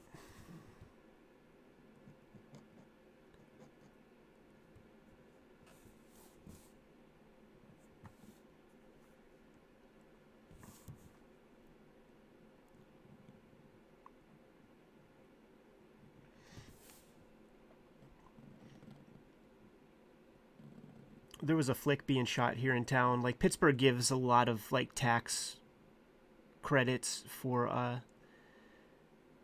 films that shoot here, so a lot of movies come through here, and that is when I was younger, that was definitely something that I would do often, because I knew the ladies, the girls who worked in the extras casting here in town.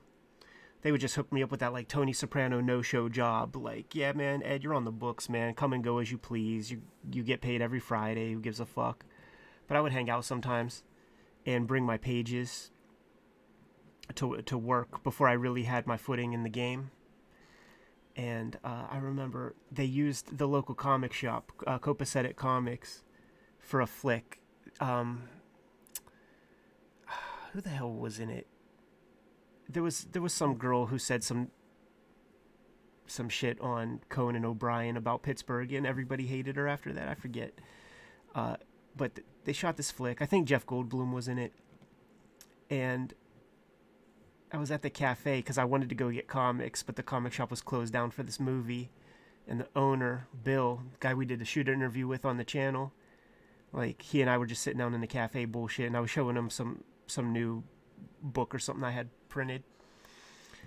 And the movie guys come down, and they're like, we're going to have to use your store for one extra day. We'll pay you for it, blah, blah, blah. But don't worry, your store's going to be in a movie, this guy said. And Bill is not impressed either, man. We just looked at each other like, did you just hear what I heard? Fucking douchebags.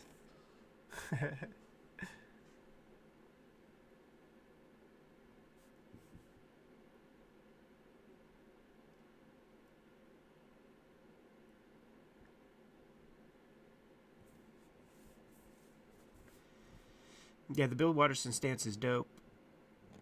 Not having that need to cash in and do swag and tchotchkes and stuff on Calvin and Hobbes.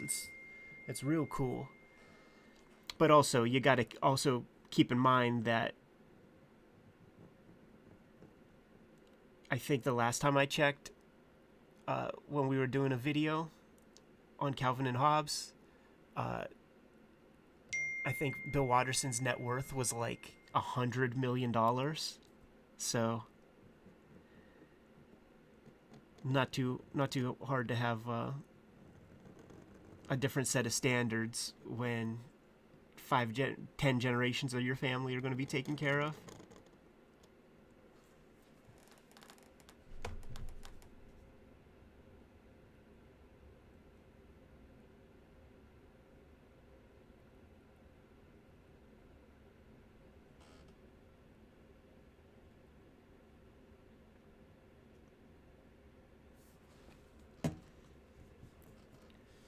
Second.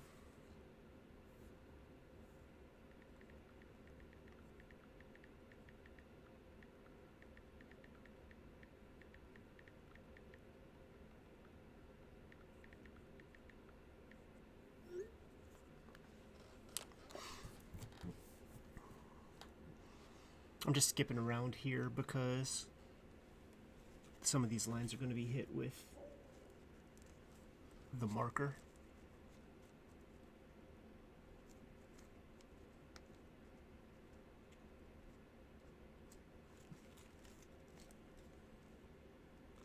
Titmouse is dope. Like, I visited Chris at Titmouse one of the last times I was out in LA.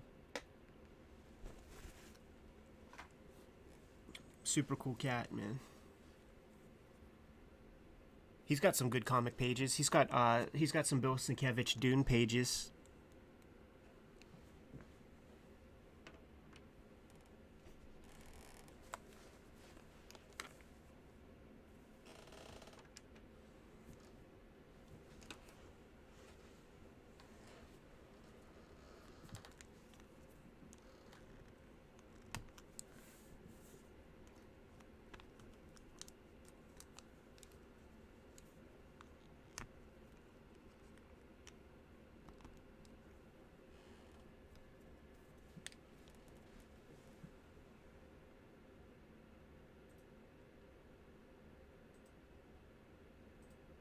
Let me bust out that link one more time for the new Kayfabers who are popping in, man. So pre-order that Red Room comic. We're on that race to get 2,000 pre-orders, and I think we'll be able to make that happen. But you know what's going to happen, because I'm never happy with numbers. We hit 2,000. We're going to have to go for 3 after that.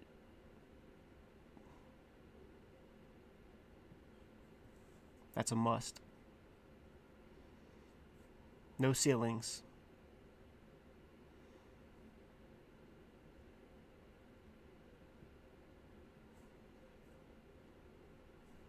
Let's see what's possible. Oh, Gabriel, you're with Titmouse? How long have you been there? I can't even remember when I was there. Maybe 2019? Just for a visit. I never worked there. Oh, Bill, baby steps, baby. Let's hit that 2,000 and then go for 10,000. Shit.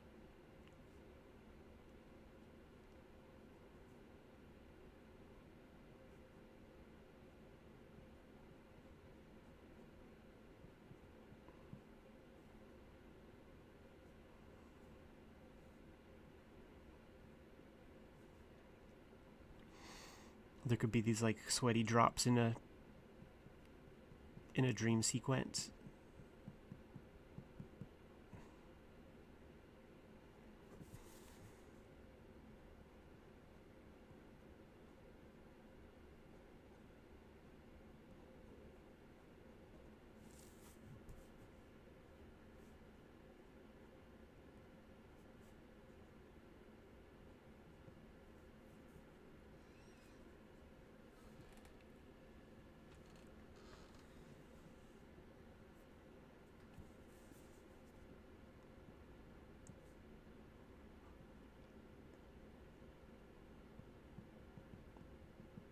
This is Mistress Pentagram. She's the lady who's on the cover underneath the clown dude on the cover. And I like her character design, but it's freaking time consuming to draw with all these little fur gimmicks. I didn't account for that.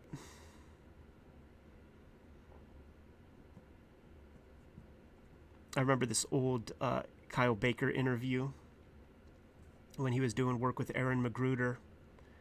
I forget what the projects were, but he was talking about just like working with people who just kind of don't like, even though Magruder had the comic strip, I think there were even other people drawing it at that point and stuff, so he's kind of out of touch with shit. And Kyle Baker had to like school those dudes, so there would be scenes where it's like 11 gangsters or something, and he would just break it down like, I'll give you, no, it was like 7 gangsters, and he was like, I'll give you 3 gangsters because it'll take X amount of time to draw 7 and you're not paying me for this or that. And then they were supposed to have pinstripes, and he was like, one of them will have pinstripes because I have to draw him 6 times per page, and that will be X, an extra hour, and it would require you this much money if you want pinstripes on each of your dudes. Just real matter of fact.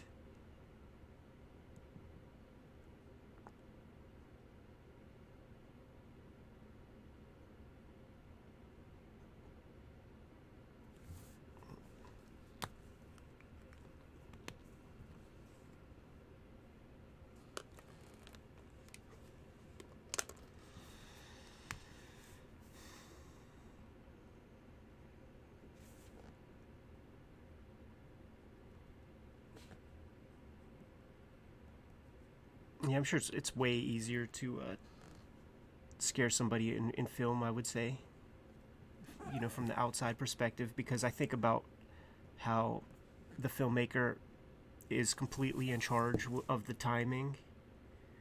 Like as a reader, you're the proactive participant. You have to do so much. I think what comics can do best would be like creating that uncomfortable vibe. It's not necessarily scaring you, but it could like dig into your guts and make you think a lot and of unsavory stuff. But a flick will hit you. But jump scares are the lowest form of scare anyhow.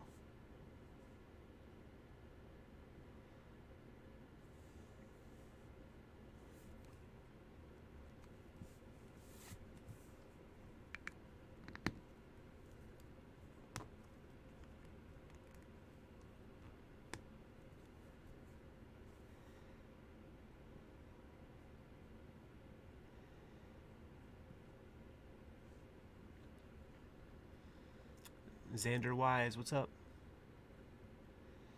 Yeah, music, the music score, or just the soundtrack in general of a film is gonna install certain vibes in a person. A lot more tools at your disposal as a filmmaker.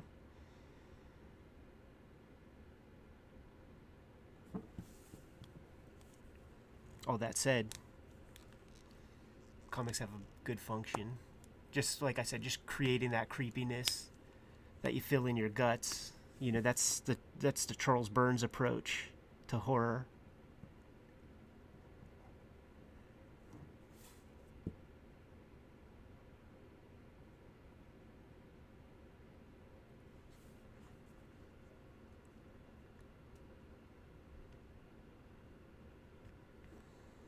Yeah, video games are good for it. Biohazard, Resident Evil 7, great example.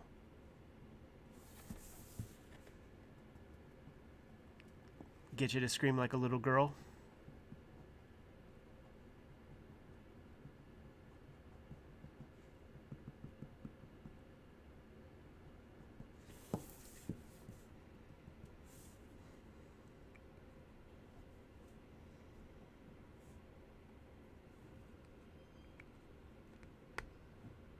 Yeah, Silent Hill's such a good game.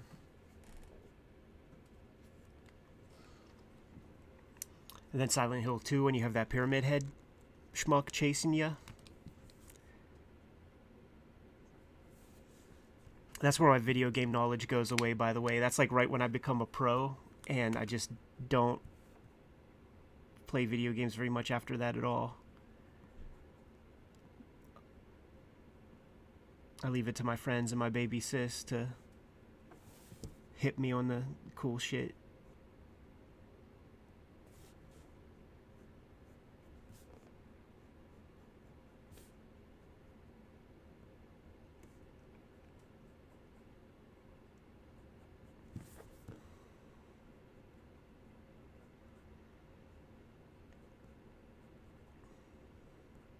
And I wasn't even really playing video, like, I got into playing video games again when the PlayStation 2 came out, because right before I got a job making comics, I worked in this call center for Philip Morris cigarettes, you know, Marlboro cigarettes, fulfilling orders in the catalogs and shit.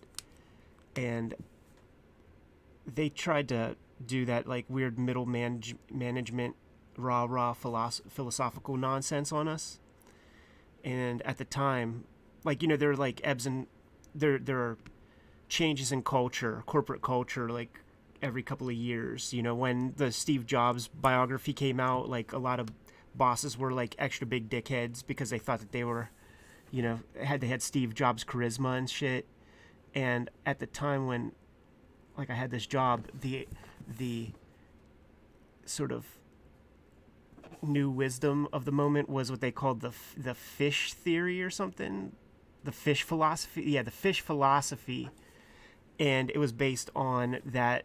If you remember old MTV from the 90s, there would be those, like, when you would watch The Real World or something, there would be those little bumpers where they're in this fish market and they throw a fish and a guy catches it and makes its mouth say MTV or whatever. So it's like that fish market that would be in the Pacific Northwest somewhere. I forget where. Their whole thing is like, do the work, but have fun while doing it. So fun for them is throwing fish and making them talk or whatever. So they tried to hit us with that nonsense, man. Like, yeah, you're here. Yeah, you're getting yelled at by, you know, hillbilly ass Marlboro smokers all day, but have fun while doing it. And when they said that day after work, I went and bought a little portable television and a PlayStation 2 and brought it to work. And they're like, what are you doing? I was like, fish philosophy? Gonna have some fun? Totally called them on their shit, and they were like, just turn the volume down.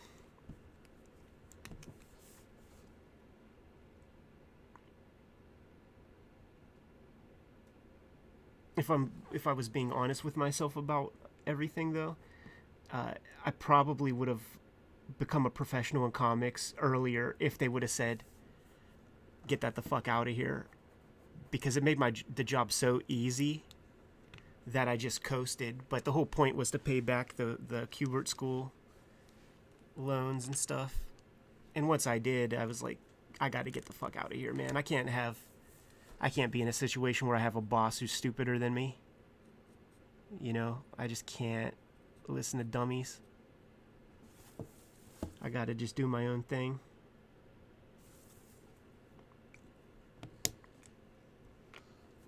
And by the way, I empathize with you guys out there who have to listen to fucking people who are dumber than you. That shit is no fun.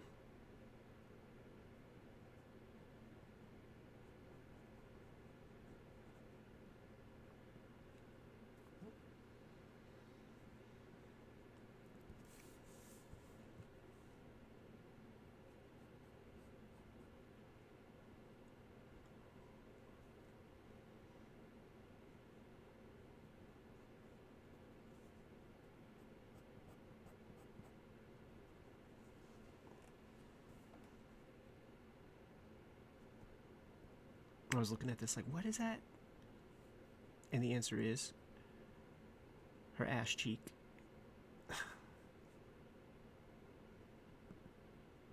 I did these roughs for this page some time ago, so sort of seeing it with fresh eyes, and not all the little lines make perfect sense.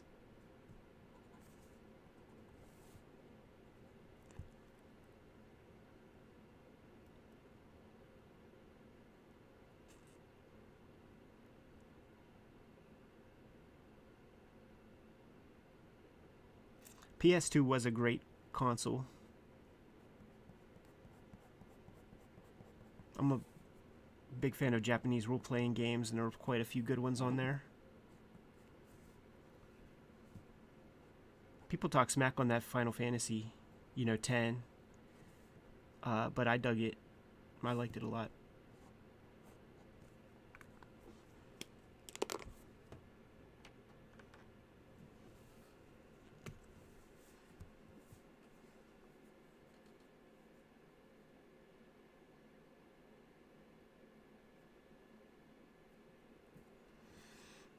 Yeah, PlayStation and Super Nintendo, those are the joints. Well, you know what? PlayStation 1's got to be in there too. But I'm a big believer of the Super Nintendo. And now I have one of those Evercarts so that I could play like all sorts of translated RPGs. And I have it. Had it a long time. Still haven't played any of them. I think I'm waiting for the day that my hand gets cut off and I can't draw comics anymore or something. Apologies for continuously bumping the camera.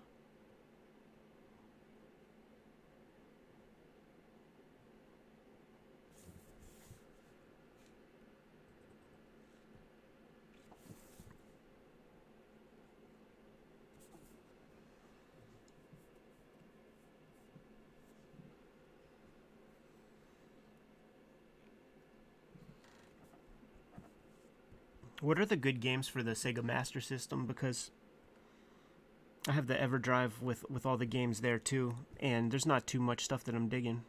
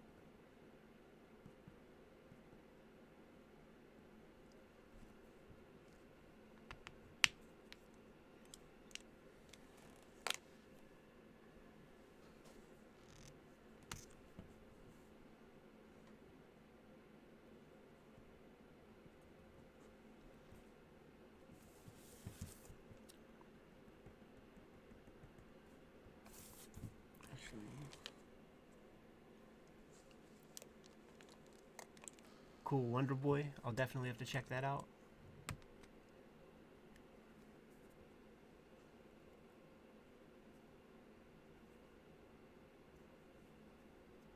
Snatcher was on Sega CD.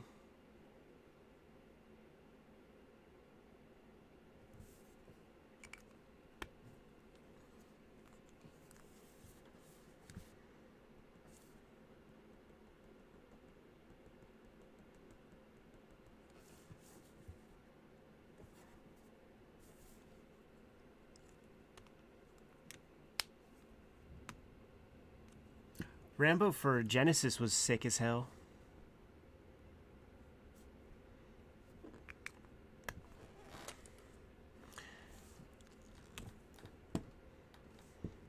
I got my Genesis when Altered Beast was the pack-in. 1989.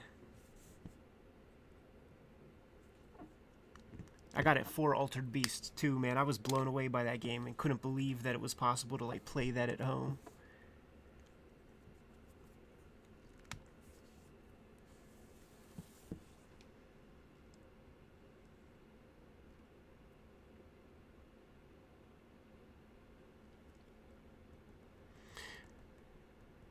You know what the Master System does have that? Oh no, it's not the Master System. Never mind. I was gonna say they have the good version of Shinobi, but it's not that. It's TurboGrafx has a Shinobi port that is real close to the arcade.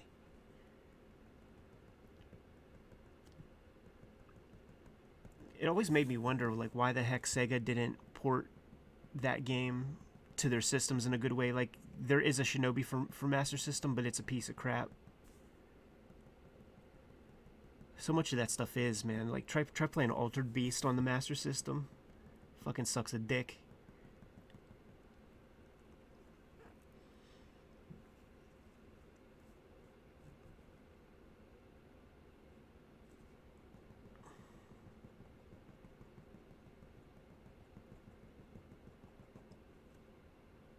Yeah, Bonk blew me away as well. Like I got the TurboGrafx 16 when I was in 3rd grade for Christmas on the strength of like comic book ads and stuff. You know, like I wanted Splatterhouse, but there was the Bonk ads as well. And I remember thinking, like, it's like I'm playing a cartoon.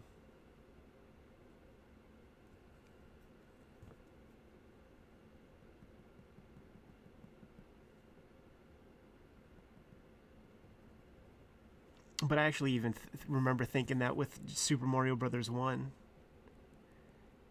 My mom had an Atari when I was born, so I was like, there was always a console in the house.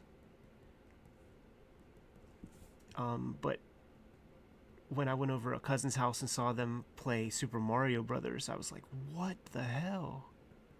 You're playing a cartoon. And the secret stuff in Mario, like that's the stuff that got us all hooked. Like the mystery,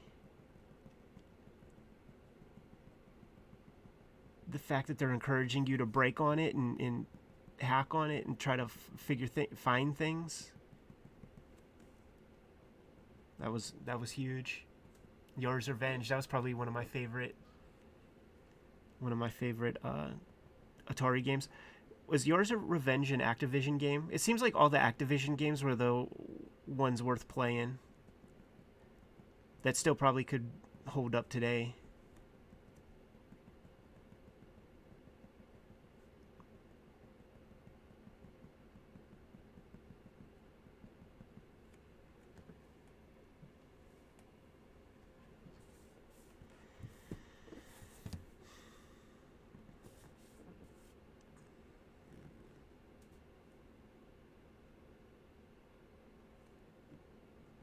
What is Cuphead, guys? Is that a new game?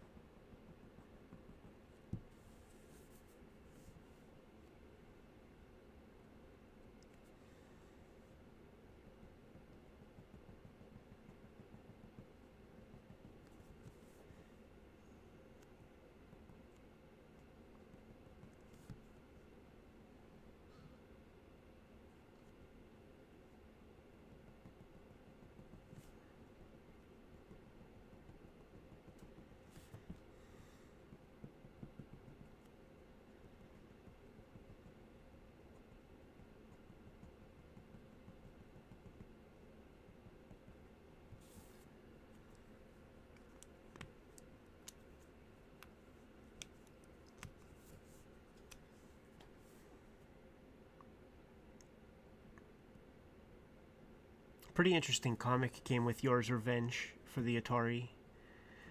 I always like looking at comics that are by illustrators who don't really fuck with comics but are like assigned to make one. You know, they always look odd and weird and off model, but still interesting. You know, because it's like you're seeing what a comic looks like through their eyes, and oftentimes it's actually very disrespectful to the medium.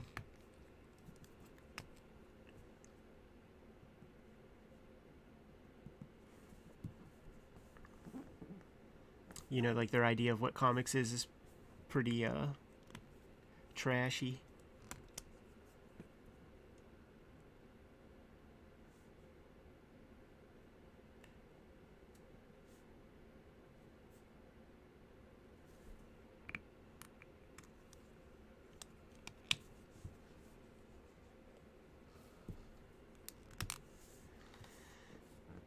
Well, we respect comics.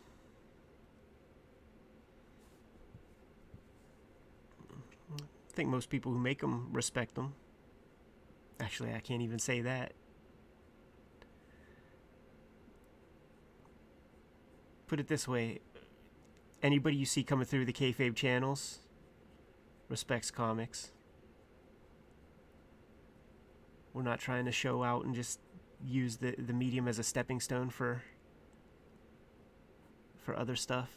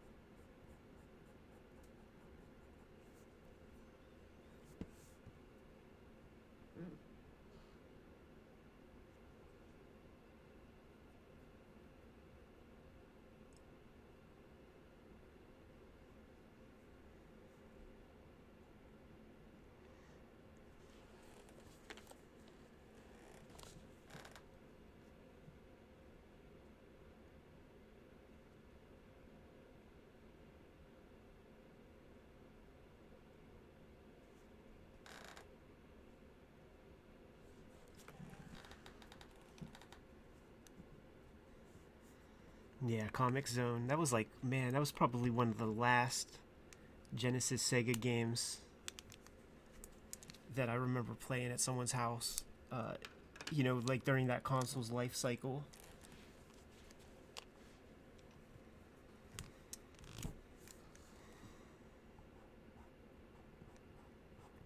He was really good at it too. I remember The Tick was out around that time as well, and I liked it, but it was like it got boring. It's like 20 levels of.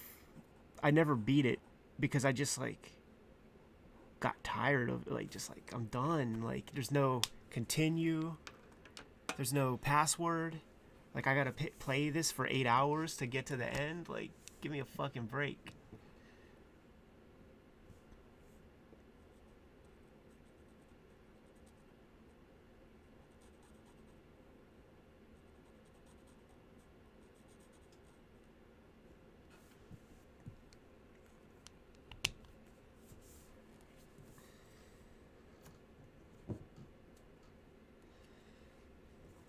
Let me post up the little sex scene. No, I'll post up the gore. I'm just gonna run. Quick pee break. Grab a drink real quick.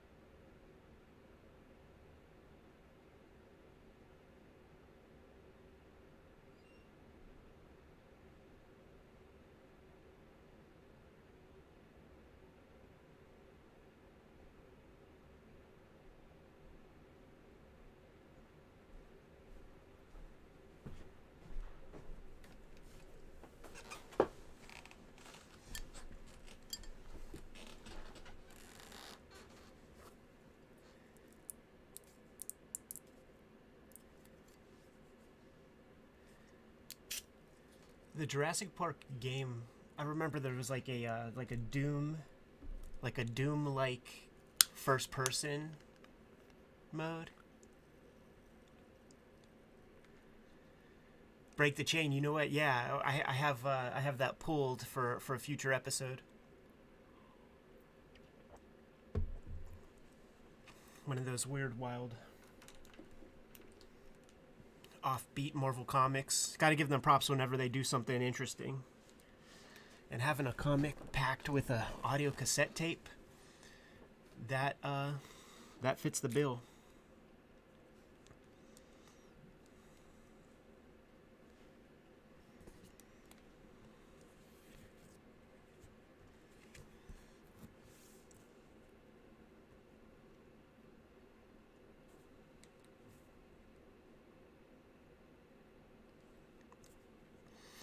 The cool thing about doing these daily videos is that there should be 365 of them this year, at the very least, so maybe that'll make the cut. We're doing certain things. There's like a certain order that I have in mind with a lot of stuff, and it's about building critical mass, definitely, but once we skin certain cats enough times, then that's when the real fun begins. But we sprinkle it in. We sprinkle it in for sure. Give me 100,000 subs, and then I'm gonna school you guys on. I'm gonna hip you to some crazy shit.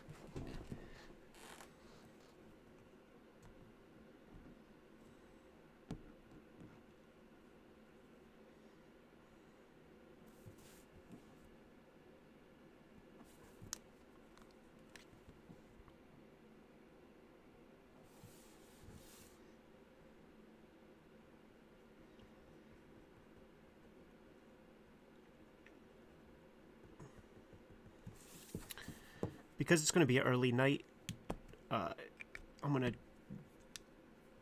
sort of put the pencil down reasonably early enough to pop a movie on before bed, and I'm trying to keep in that creepy mindset. So I'd like to see some suggestions for good horror flicks I should check out. I have one ready to go called American Mary. I don't know what it's about, but enough of you have mentioned it and said that I need to check it out, but I am open to suggestions.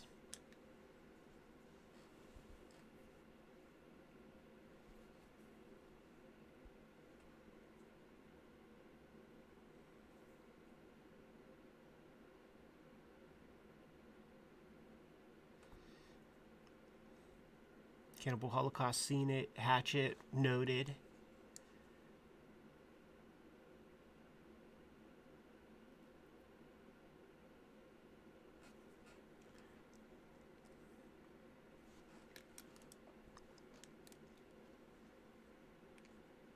The Paint Olympics.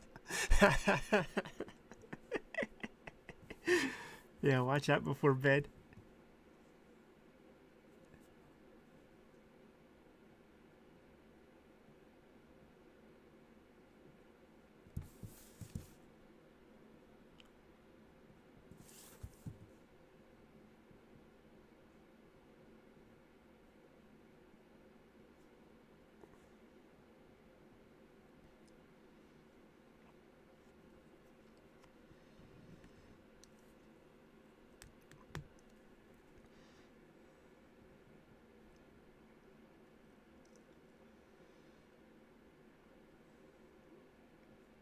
Ninja Scroll Resurrection. You know, Ninja Scroll is like my favorite anime.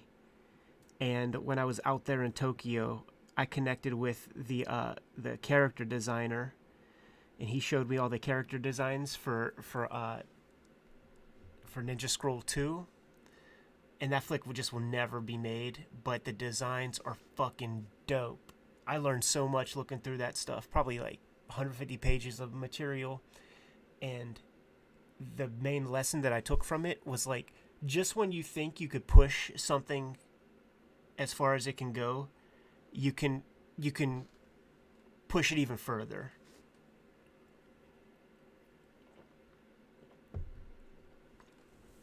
There was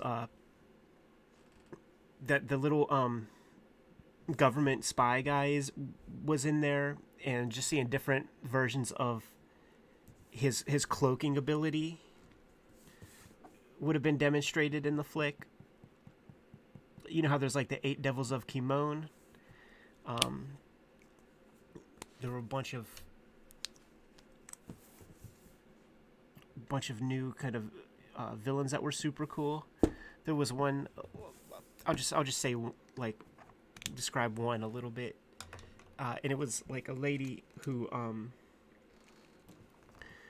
like kind of like stood on top of like a spinning top, and she had these strings, like, you know how there's like Medusa from the Inhumans, like you never see where her hair ends, it always just goes off panel. So there, she just had these strings that were like off camera, and so she's on top of a giant kind of dreidel type thing, like just like a spinning top, and she's got these strings connected to her fingers and stuff, and they're going off camera, and she's spinning a bunch of like little spinners on top of those strings that have like little knives and spikes and shit that she could whip off or something. Super imaginative.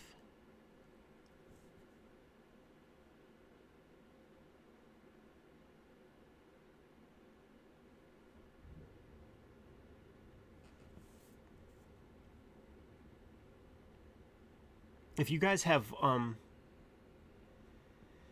Instagram, you could follow that dude, like the character designer guy. His name is Yutaka Minowa. He doesn't post too much,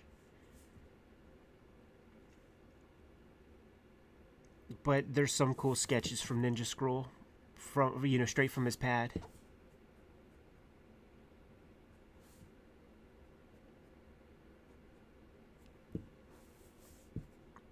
He's a Marvel fan. He likes The Thing. In fact, oh yeah, you know what? This is like a good piece. Like, I don't know if you guys saw the cover that I did, the variant cover that I did for Tom's Fantastic Four Grand Design, but I did my own sample off of Frank Miller's second issue of Dark Knight Returns with that squat Batman, except I made it The Thing, because I always felt like that pose was real weird for Batman, but it was like perfect for The Thing.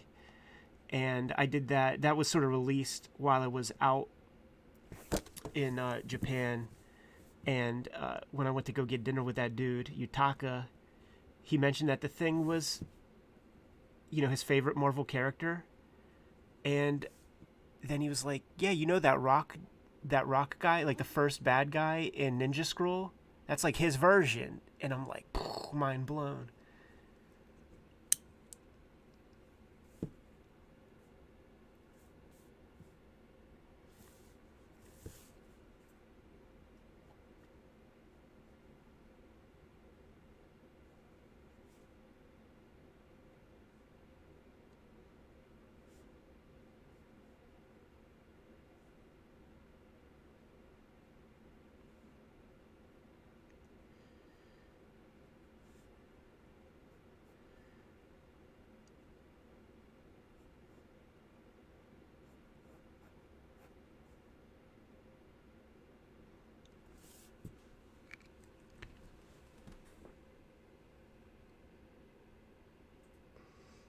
I never heard from Frank Miller. Never talked to him before.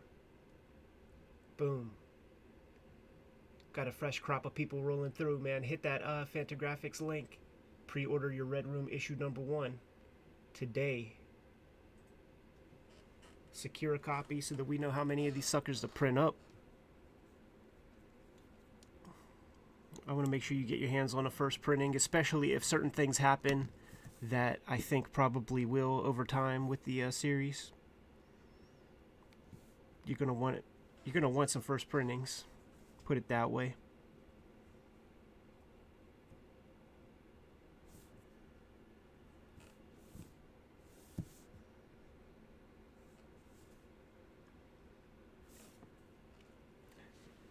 I liked those VHS flicks, believe it or not. They're so corny, but I dug them.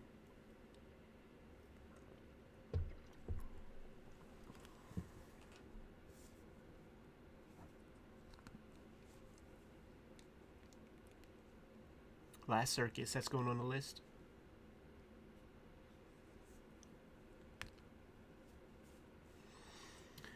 No, Robert, it's still early. Like, we haven't printed up yet, but like the thing is, your shop's gonna under order it. I guarantee you.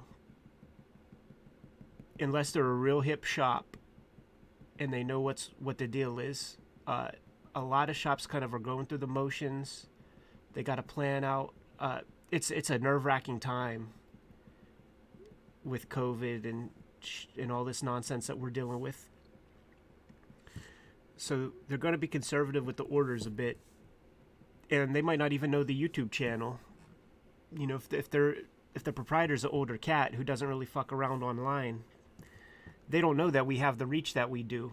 In the issue of previews, where we're doing a little ad piece for Red Room, we sort of make it abundantly clear, like, this comic is being talked about to tens of thousands of YouTube subscribers every single day, every day. So order accordingly. But historically, my stuff is always under ordered and always goes into reprints quick. So secure your copy now.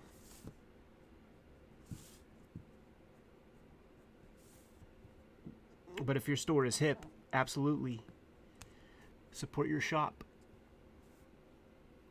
Ebola syndrome. I'm seeing that come up a couple of times.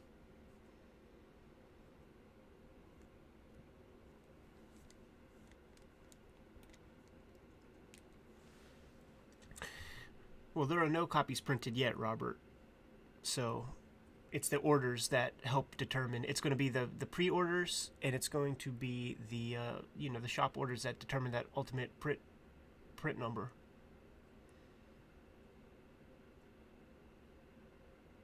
Yeah, I don't know about that Canadian shipping charge.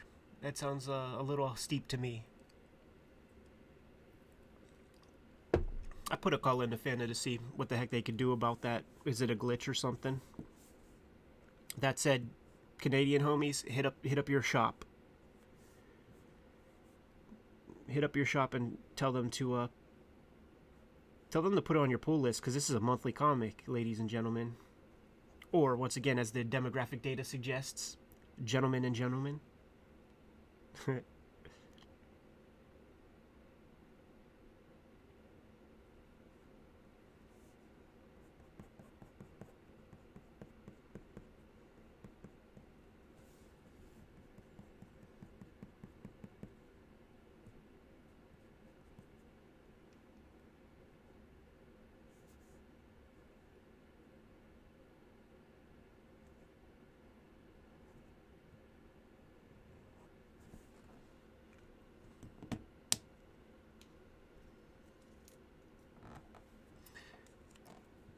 Storm, keep your eyes peeled, because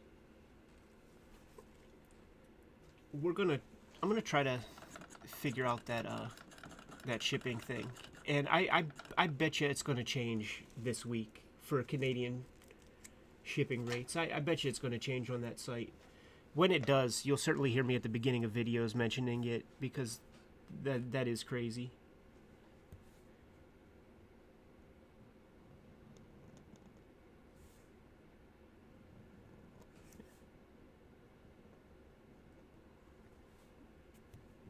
And frankly, I know that we probably would have hit 2,000 if that glitch was figured out.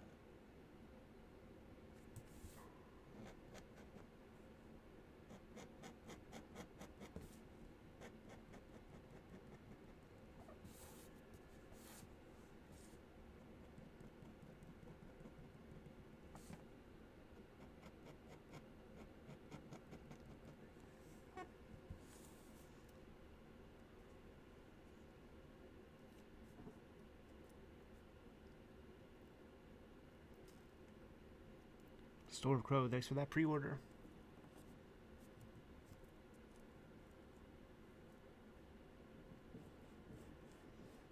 The marinating pre-order, I should say.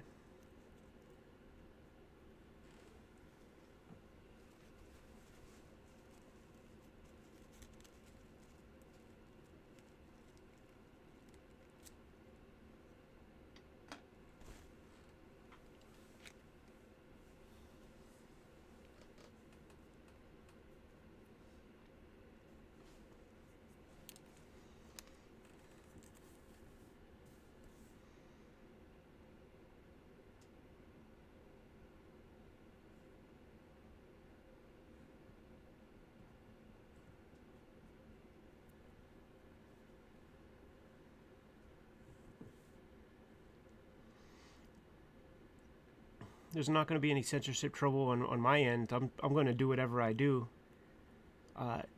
If a shop doesn't carry it or something like that, then, you know, then that's a shop that doesn't like making money.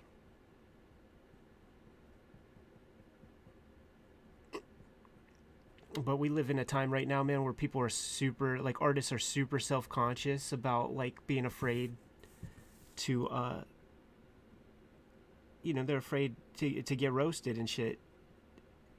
And I haven't really met anybody in comics that I think is, like, half as cool as me, so I'm not too worried about the ramifications of that. It makes me a very, very free person.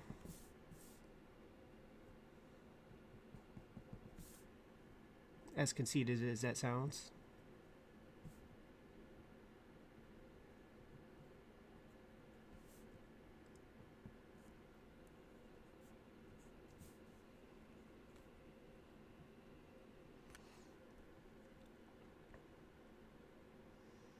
What's up, Reed? The book isn't out yet. It's coming out in May. If you want, though, man, hit up the Patreon. There's a link in the description below for that too, and you can read the first issues today.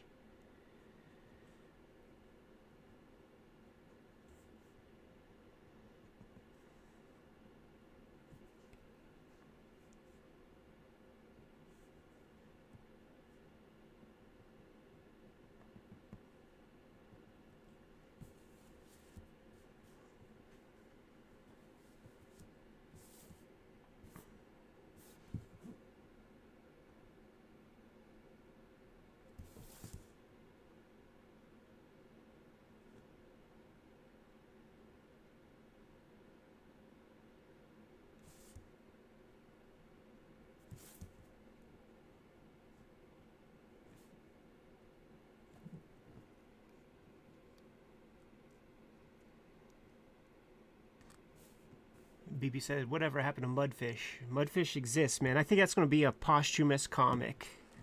I think that'll come out like a Tupac album after death. You know, I like that idea that there will be like one more even after I'm toast.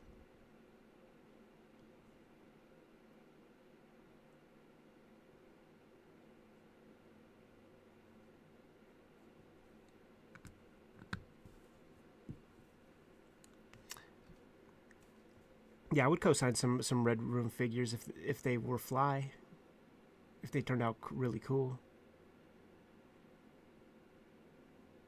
Like if Uncle Todd wanted to make them, if we work something out, I would have to I would be down with that, but I wouldn't want some garbage.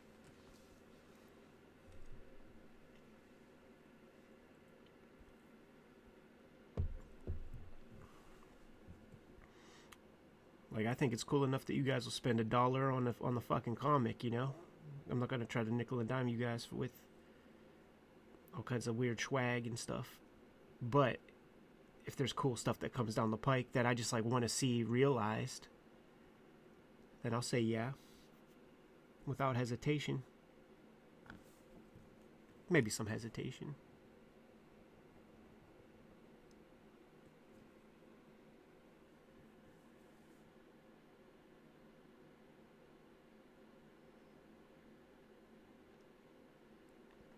Yeah, Alien. Like the thought behind the cover was to capture a magazine vibe, you know, like a magazine that you would see in the stands, and that's what Dave Sim was going for. I'm sure with Glamour Puss. I mean, that's totally fits the subject matter for his comic, and more specifically, the Red Room 1 cover is an homage to the famous Monsters of Filmland first issue. Has that nice bright red, has the two characters standing there. It has the C on the side. C, you know, mayhem and torture, and I'm sure it was way more palatable phraseology.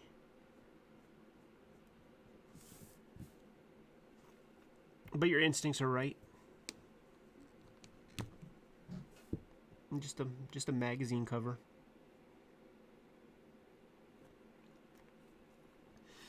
The thing about your average comic book cover when you go to the shop is like they're so busy with like imagery and characters and all sorts of the imagery's like it's all fighting and competing, and you don't see one magazine in like a Barnes and Noble that's as poorly designed as an average monthly comic. A million characters on the cover.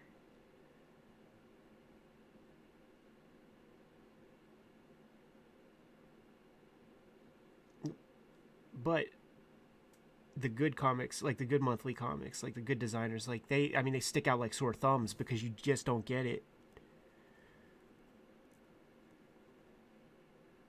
You just don't get it that much.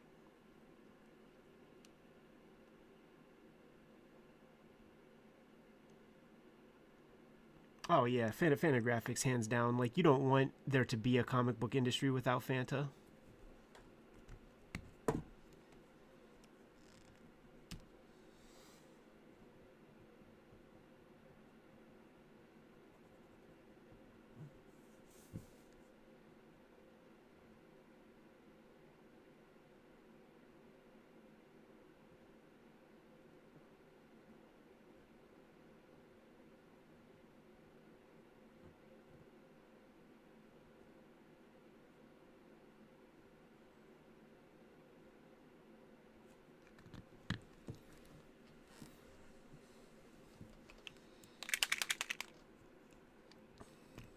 B. Kepley, thanks for that pre-order.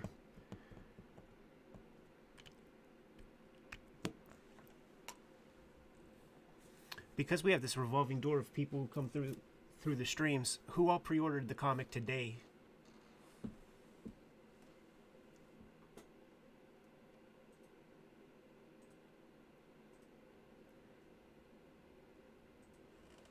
And there's that link to do so if you haven't done so already.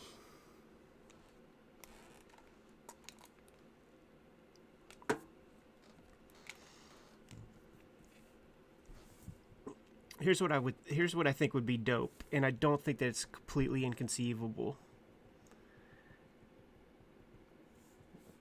What if, and this is rarely done. Image will do it every now and then, but like, what if, when this thing comes out, man, we get that to compete with some of those big two comics?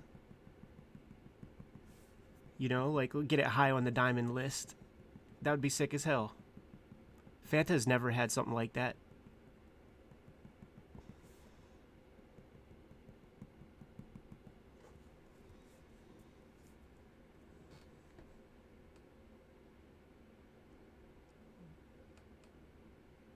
Sick. Thanks so much for that. Those pre-orders, peeps. And also the people who are getting it in the shop, I'm super stoked and thankful for that. But just make sure that you tell them. Tell them ahead of time, because they just will not order enough otherwise.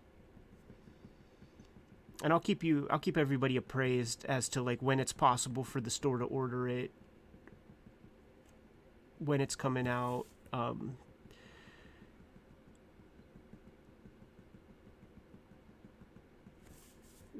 We're probably going to do like audio commentary, like director's commentary on each issue.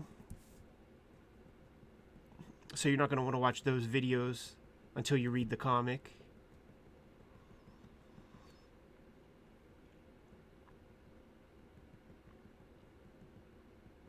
But I have to say I'm super appreciative of the Kayfabe audience. Like, once again, I like, after the weekend when I talked with Fanta and just saw how many pre-orders came through, it makes me insanely thankful that you guys are out there supporting this, because like supporting this is just supporting weird comics, and we need more weird comics that aren't just like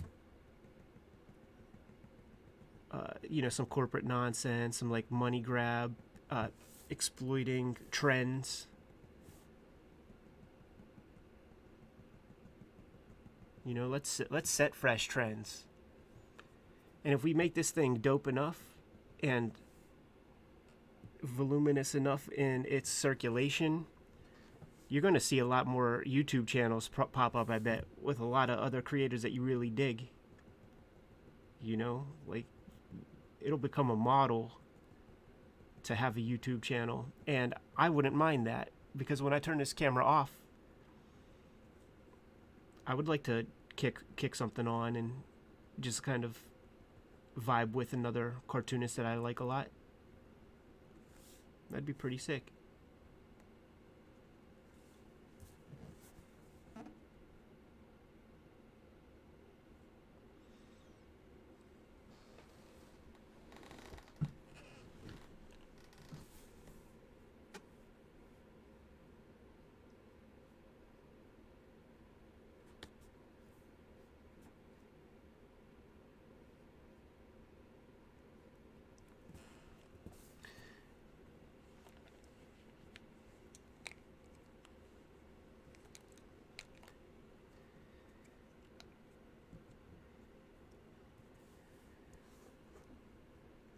It does feel like a giant studio. All vibing off the same energy.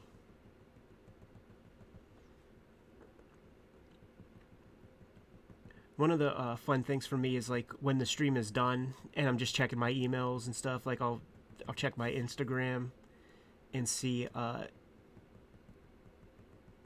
sorts of stuff in the stories. That'll be like people hanging out drawing while, you know, my filibuster is happening.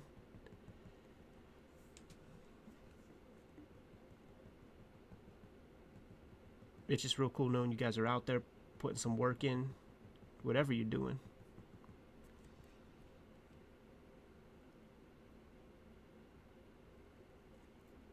Davey, thanks for that compliment.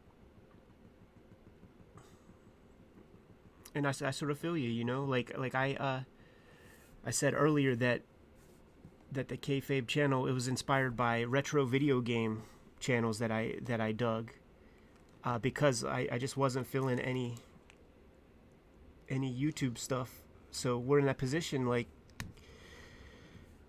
if you're not happy with something, don't bitch and complain. Like that ain't about much. You know, go out and make the thing. Go out and make the thing that you want.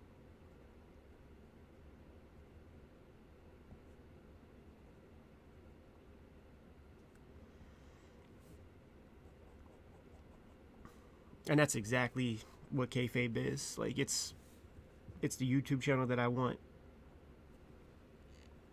It just so happens that we have to make it.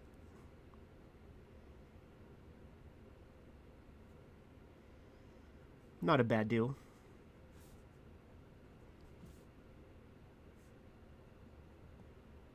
You'll never hear me complain. Buzzopolis, that's so cool that the YouTube fairies can, you know, hip you to the channel to make that happen. I guess maybe that's even how the retro game stuff happened for me. Like, I don't know that I was searching for anything.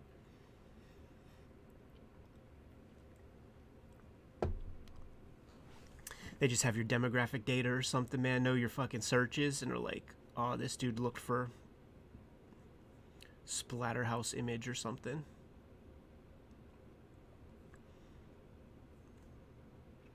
This guy was trying to see what the Operation Wolf Uzi looked like.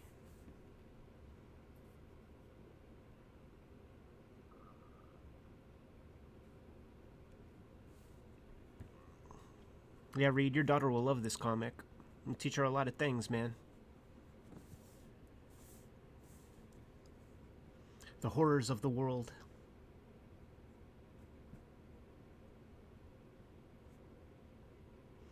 I sort of make this comic for my little sister.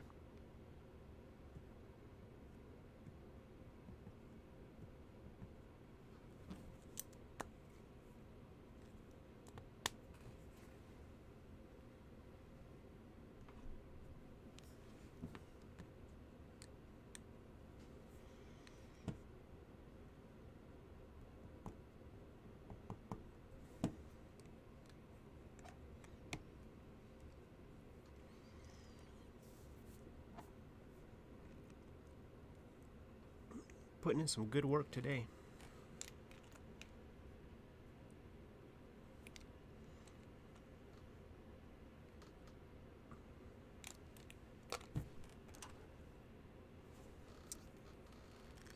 Small man, big mouth.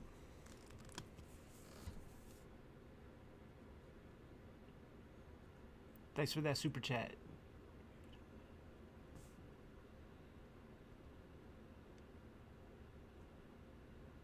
Yeah, I have no idea where you could get good paper for it. Whatever paper Eli used is friggin' great, because the bootleg of Red Room that he sent me is just, it's fantastic. Real good print job. But if you make a bootleg, man, send me one. You know, obviously you can't be selling the shit, but I still think it's cool to make one, design a cover.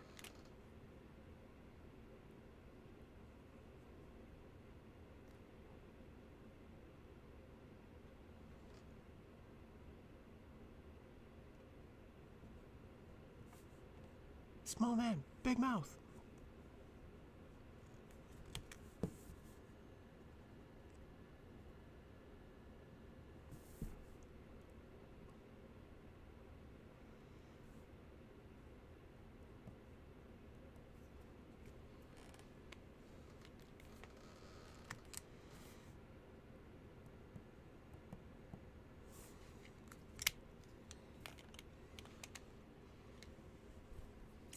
Let's go for the broad strokes on one more panel. I'm gonna save that this top piece for tomorrow night.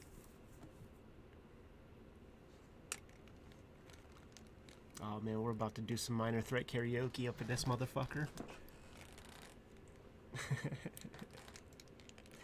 You see what you set off, small man?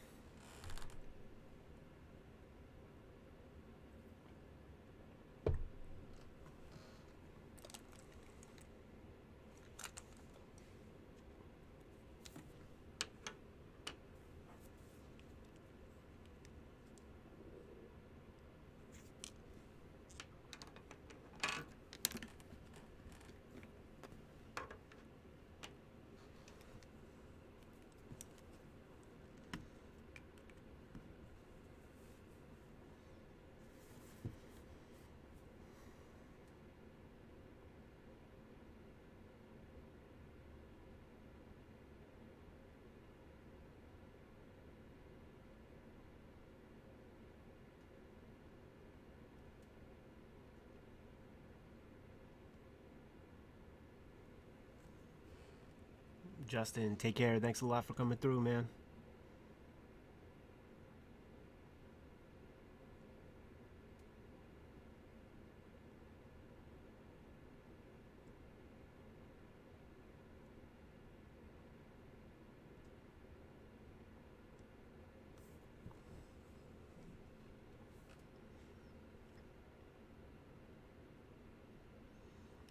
Favorite theatrical experience? Actually, I have one, man. Storm Crow. 1 second. Greatest theater going experience ever. Midnight showing, Pink Flamingos here in town. And the beauty of it was that, I knew that movie very well. Seen it a million times. Love the audio commentary. And to be in a theater with people who were Pink Flamingos virgins, nothing to beat it. It was the crowd experience that made it, which I guess is probably the prereq, right, for great theater going experience. I could just look at the crowd and tell who saw the movie before and who didn't. And it was just such a pleasure. Like, we all had so much fun. You know, the people who were grossed out were thankful for it. You know, they weren't whiny. They weren't babies. They love to be freaked out and offended. I don't think any person in that room will ever hear Surfin' Bird the same way again after seeing such things in, 70 millimeter.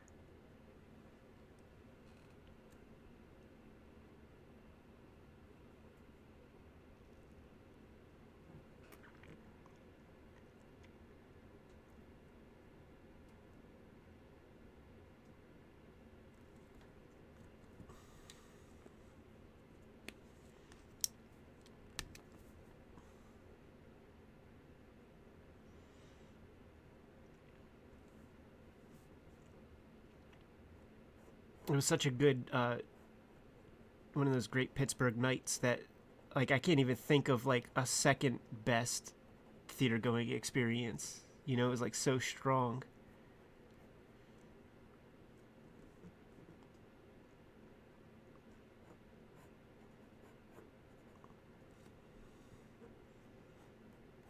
John Waters is a giant influence on me. A lot of it is I sort of gleaned from his written works and his audio commentaries just about the stuff that he made. And one of the big lessons really is just like, don't like close your ears to the influences around you. Like he describes like certain little bits in each of the movies that are the exact bits that kind of add the John Waters flavor to what he does, and it all kind of like has a place in the real world. It comes from someplace legit.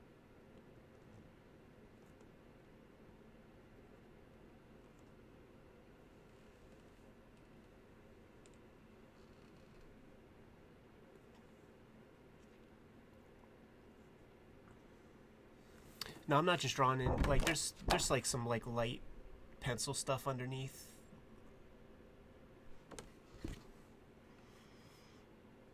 There's guidelines for sure. Just not super tight pencils.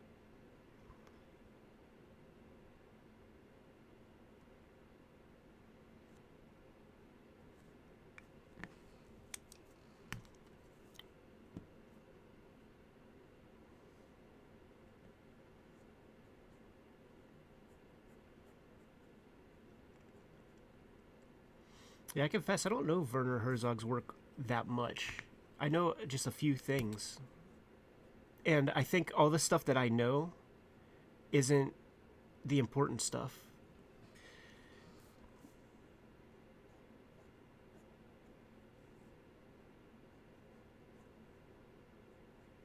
Like, I don't really have anybody who I can pull their coat and get that intel of like what should I check out, I'm soliciting the chat room for like a cool horror movie to watch tonight because I just don't even know who to ask. So I saw like Nosferatu, the 70s one. I saw a more recent documentary that he did about like the internet and the weirdness of the internet. Oh, I saw Grizzly Man. Yeah, I love that doc. That's a good one. If he would have made that shit like in more recent times, we would have been seeing a grizzly eat that motherfucker. You know that. If that guy would have gotten eaten by a grizzly in more modern times, that shit would be on World Star Hip Hop and shit.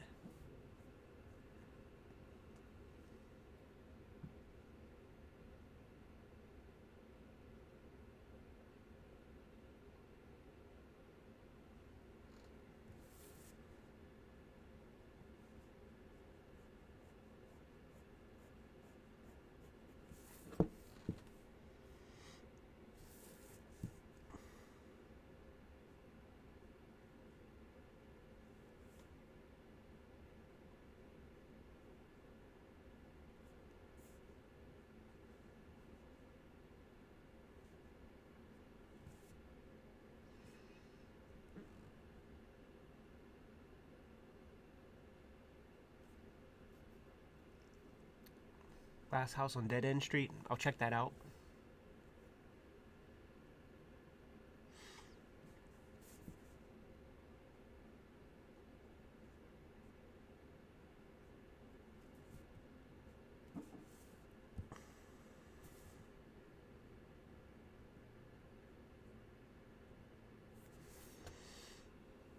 No, I don't have the Criterion channel, but I have access to everything, so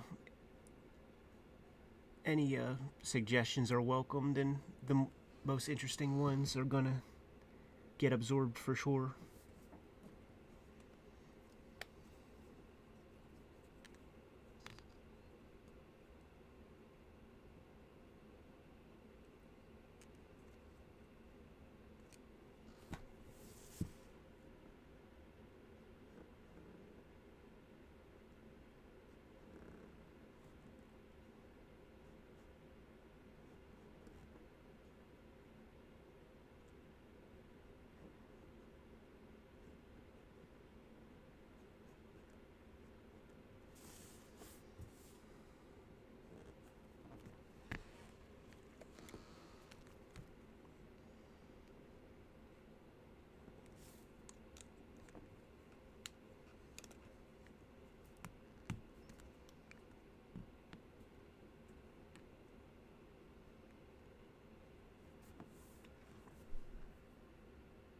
When it comes to submitting to Fantagraphics, just follow their guidelines. There's no cheat code or anything like that. So whatever their submission guideline says on the website, just do that. And you know, if the shit is hot, they'll be in touch, I'm sure. Just don't take it personally if they don't. You know, I sent stuff to them a million times.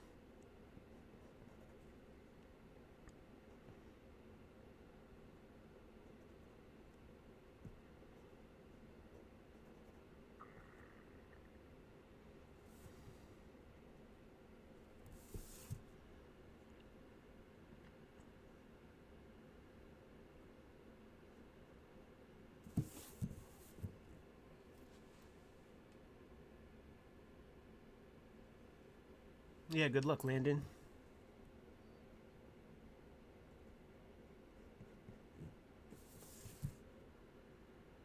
And don't limit yourself to just the one publisher either, by the way, like, which I think you wouldn't anyhow, but it's worth mentioning. You know, get your stuff together. One thing I would suggest is have the book done. Uh, a lot of those submission guidelines, they'll say stuff like, you know, 5 pages and a cover, or, you know, shit like that. You'll be way more impressive if you have a complete package that they could look at and not have to imagine what the final thing will look like. You know, have the book done, hook it up. If you send it off to Image, they're not going to even solicit the thing unless you have 3 issues, so keep that in mind. You know, unless it's a one and done, I guess.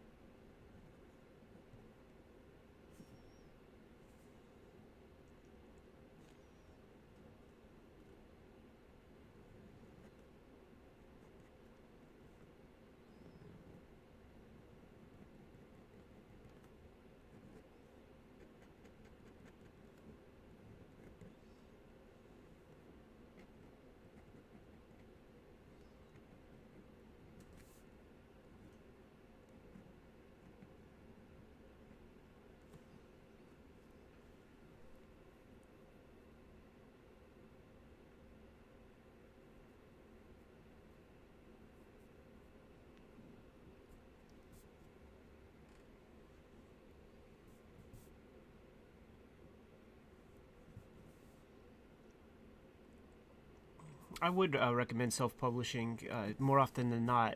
Like, when you go with a publisher, your cut is so small that you have to sell a nice volume in order to have any kind of financial participation. So it might be hard to do that starting out. But if you publish a thing yourself, you know, you're making money off the bat.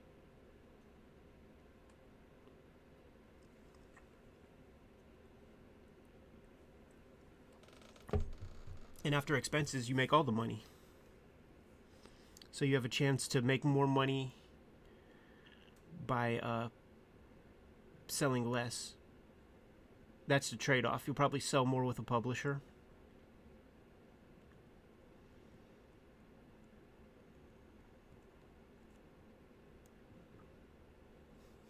If it's of a certain standard or certain quality.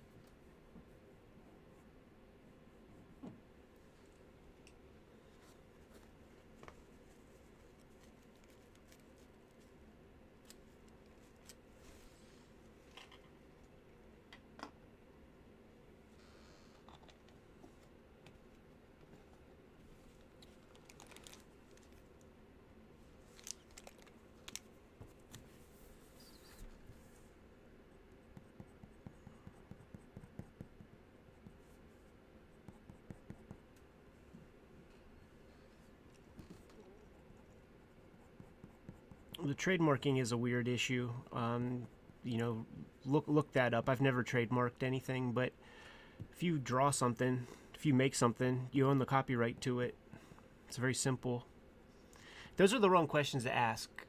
Just make the thing. You know, like I always think that people ask those questions to try to hear something super complex so that they have a kind of easy out to not make something. Like, oh, that's too complicated, I'll just do something else. Like, don't worry about any of those distractions. Just make something first. Then we'll talk about that.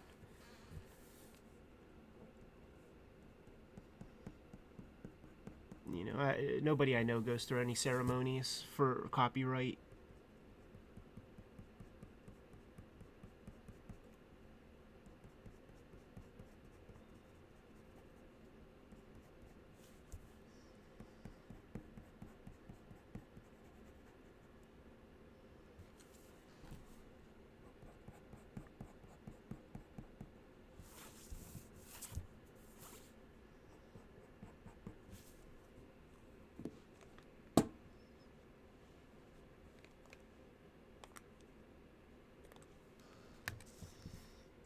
Yeah, it's common.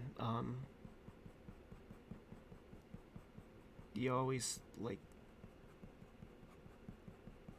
it's a kind of a routine question and crawl, walk, run. Just make your comic.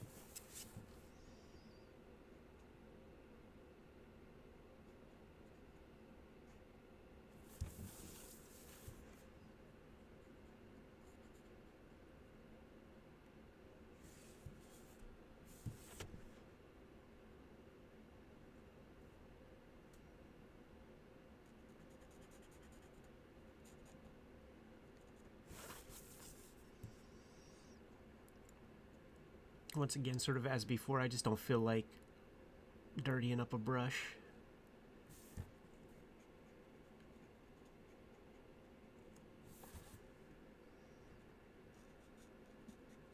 So this Copic ink goes on really black, so it's good. I like it.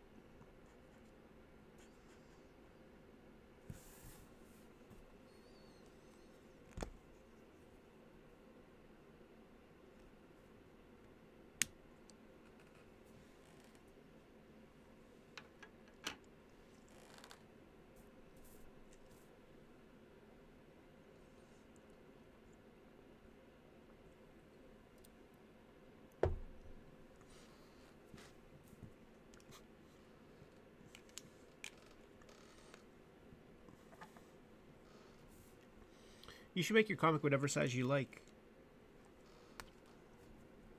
if if sales specifically in the comic shop are important, then sticking with the traditional comics format probably isn't a bad thing, just because a lot of readers and a lot of shop owners, like, they just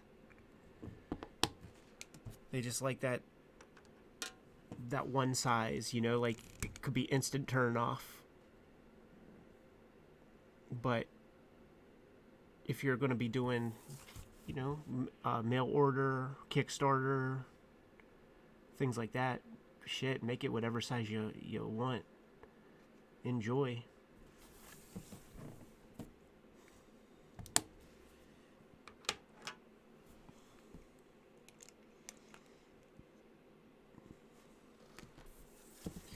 Body hair time.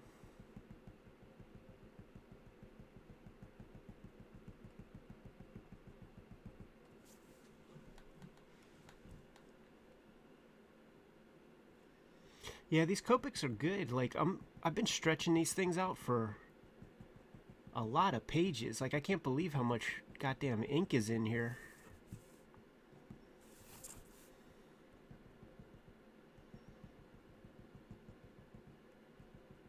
I was a Micron dude forever until just somebody hooked me up with a bunch of them, like a couple sets when I was out there in Tokyo, and then it took me 4 months to even use them probably, and then when I did, I just put it in order. Like, when shit really started locking down and all that, like when it was inevitable, I ordered a ton. Because, if you remember, like, we just had no idea, like, what the hell was going to happen. Like, is Dick Blick going to have to shut down for some time?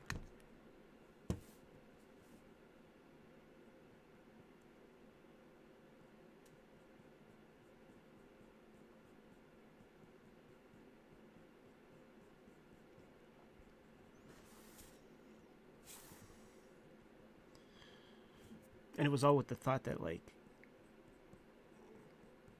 well, I don't think I'll get to, do anything but make comics for 2020, and how right I was, right?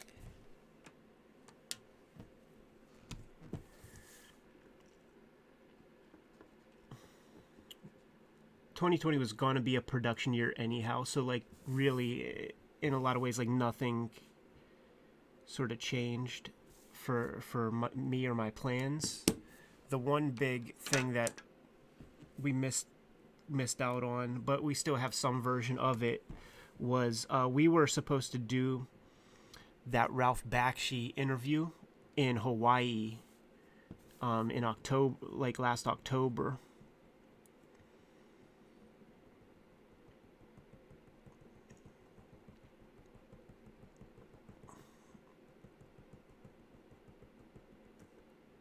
So that's like the one plan that went away that was like huge bummer. Never been to Hawaii before.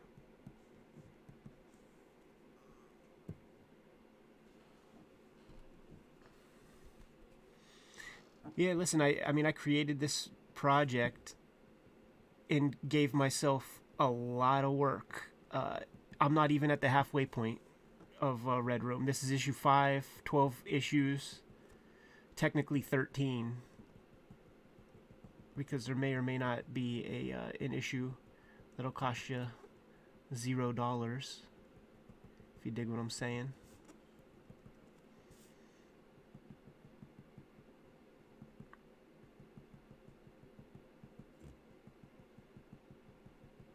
So if shit is fucked up all of this year too, whatever, I'm used to it at this point.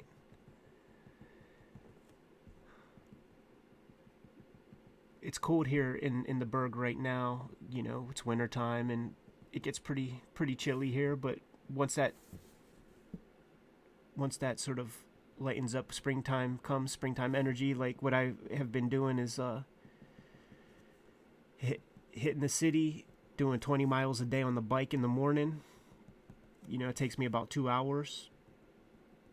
So that's my fresh air. That's my exorcism of all the nervous energies and shit, and then just bust out the comics, man, rest of the day.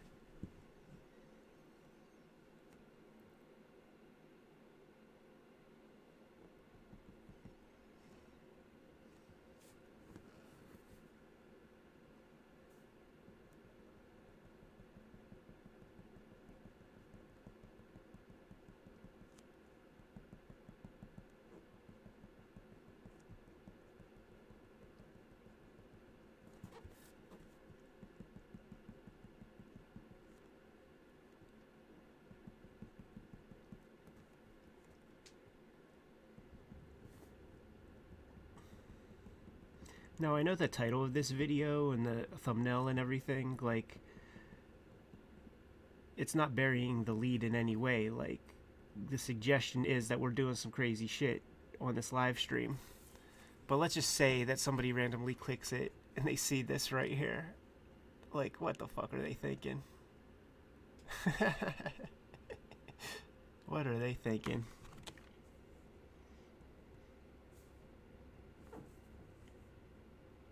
They're definitely thinking I'm some kind of mental patient.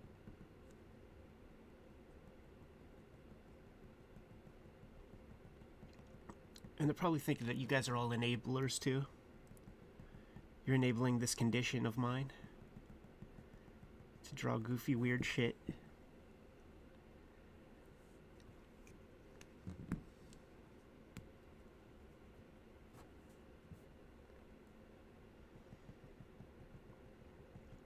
I just have stacks of artwork, like, put away. It all sort of, like, aligns the house to a certain degree. Got a couple key pieces in nondescript locations, but I don't even, like, I don't have, like, any specific, like, flat files or anything. Just got, like, an old dresser that I put all the stuff in.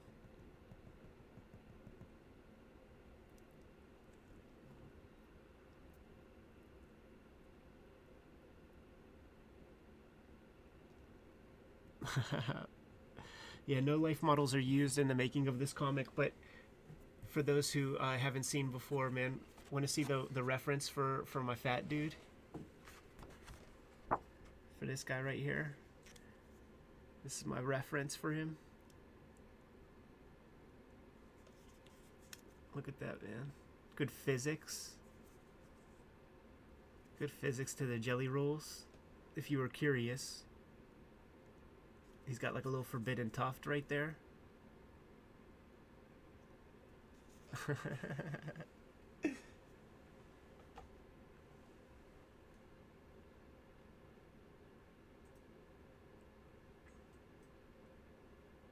Boom, there's that link, man. Pre-order that Red Room comic if you haven't done so. I wanted to compete with Superman comics on the rack. Fuck it. Sky's the limit. Why not? Probably isn't that hard. Haven't checked those kind of numbers in a long time, but I bet they're not that impressive.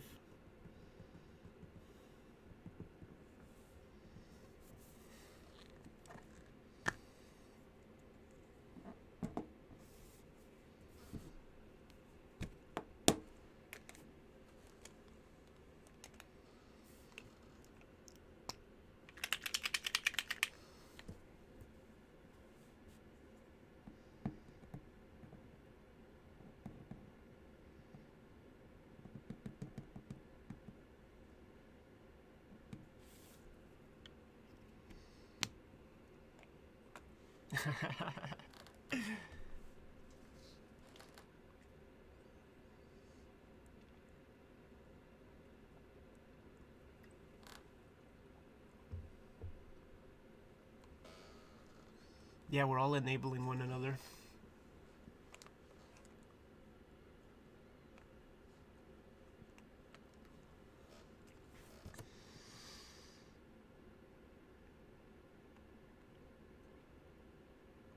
Trying to think of like where I want to put my manga speed lines. I mean, I definitely want to do them here.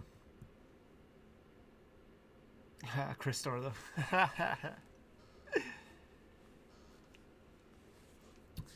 I would love to have a visual variant or pinups or something like that.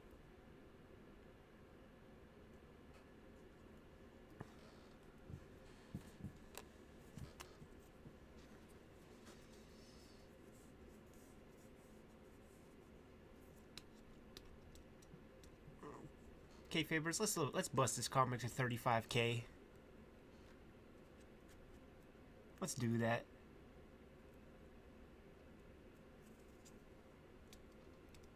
Yeah, I'm gonna be doing all creator-owned stuff forever, probably. Like X-Men set me up. X-Men and Hip Hop Family Tree set me up, so I'm just gonna be exploring, the funky shit that I feel like exploring from now till the end, probably.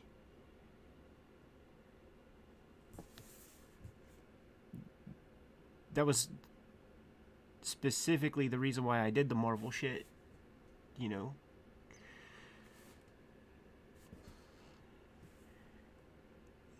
They kind of called a bluff. Like, whenever I put that tweet out and was like, man, Marvel should just let me do whatever I want, I didn't really want to do anything. But when they hit me up, I started to think about it and was just like, you know what? This will probably be the only time I do some shit for you guys. Let me just do some fan art of all the X-Men shit that I like. So X-Men Grand Design was my kind of MacGuffin to do just that. And then when I saw corny people like taking it seriously and were like, this is not X-Men, or why is he changing things? Like, me and the crew here were just all laughing.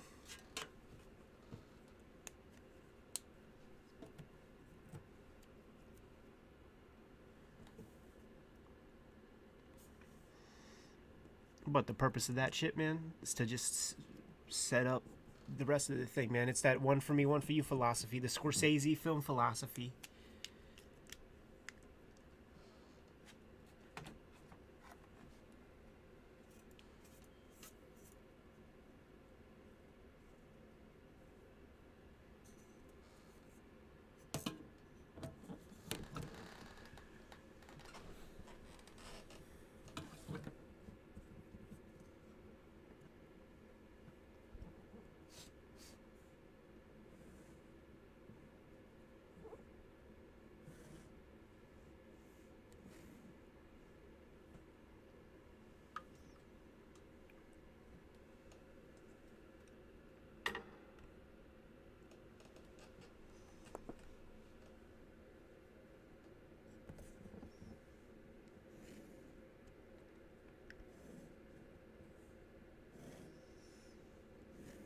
Yeah, I might go back to Hip Hop Family Tree at some point. That's the beauty of owning the thing, man. I could kind of call my shots with that.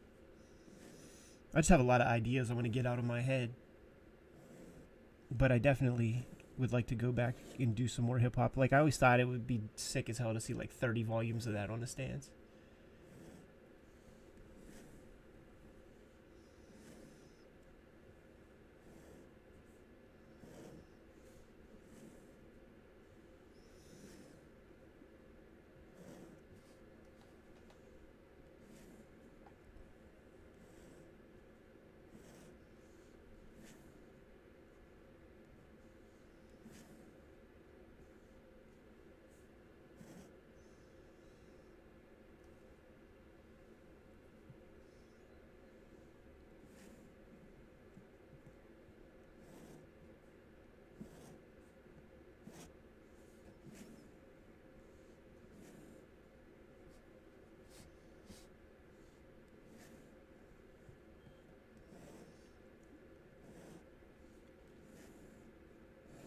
But I do know that I have a good idea of what the comic that I'll be making after this will be.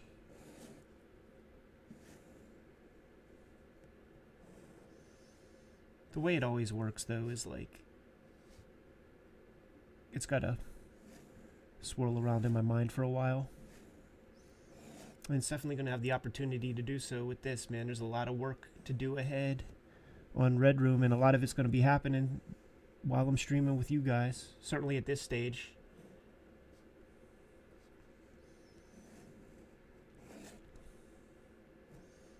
You know, the penciling stuff is very tricky. Like, you gotta put a lot of thought into that. You shouldn't be listening to even music with words.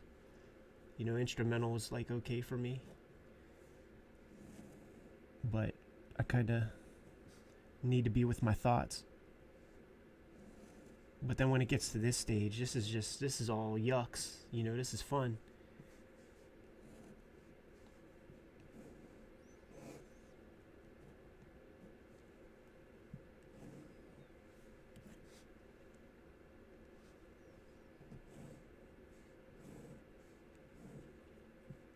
Man, we killed this pen quick.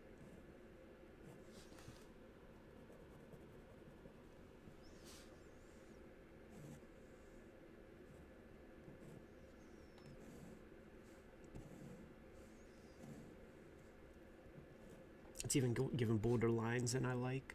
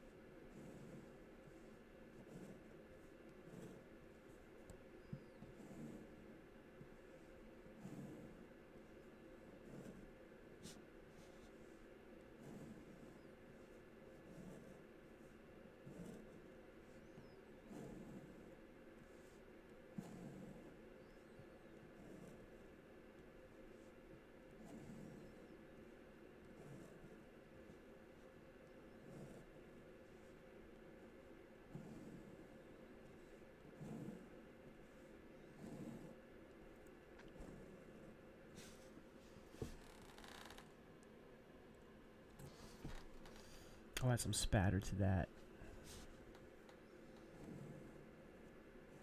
What time is it? Nearly dinner time.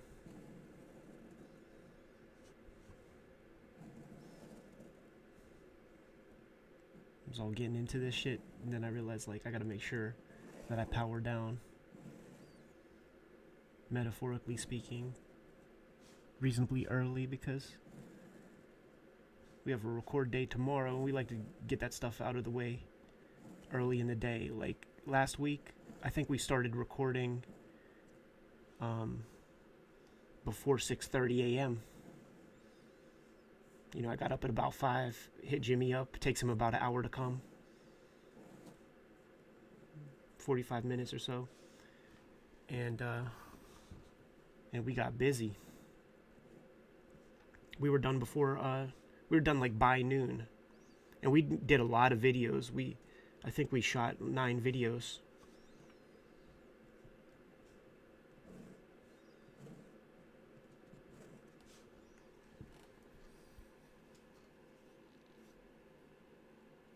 Yeah, Michelle Fife is super dope.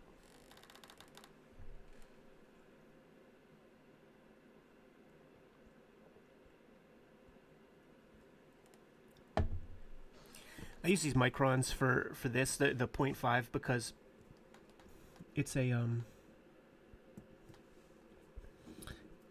doing these lines, like the pen gets beat up, and I don't have a Copic as thin as this.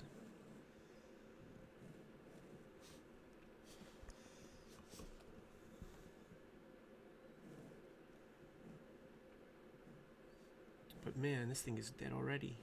I only used it on that one previous page. I'm gonna change up. It's too thick.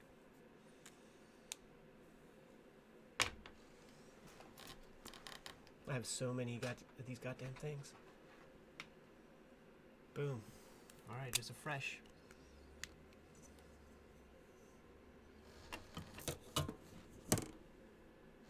There's gonna be like a bunch of duotone on this too. That's gonna pull out the forms and the shapes and the volume of the pieces that you're seeing. You know, to just clarify everything.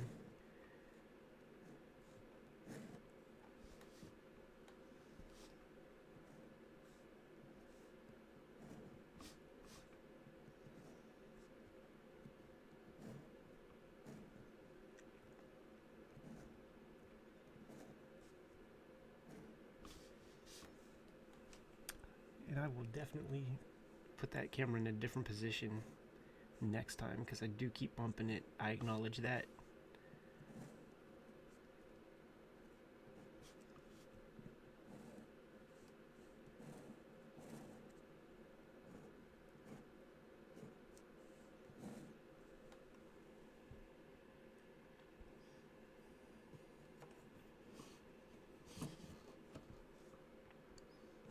I'm doing the duo shade digitally, but from an analog source. So I'm basically just, I scanned in complete pieces of duotone that I developed, scan them in, 11 by, the size of this paper, and then just stitch it in underneath where I need it. Same with the zips. I just scanned in, got some Zipatone while I was out there in Japan. Found, like, one of my goals out there was to, like, find exactly the screens that they used at the size, the scale, because reducing those dots all close together like that could be a dicey proposition if you're using the wrong ones. Get what they call a moire pattern. And I hung out with a handful of mangaka, and there were gold standards that they all hipped me to. The SE60 series of Deleter screen tones for those playing at home. Go on Deleter's website or wherever. Get those. Like, I think somebody told me that if you get the 9 or 10 Deleter SE60 brand screens, because it does come from Japan, you're going to have to pay big shipping. It'll be about $140 for those 10 tones. But if you're in business, it's a tax write-off, It's a tool of the trade. Make that investment.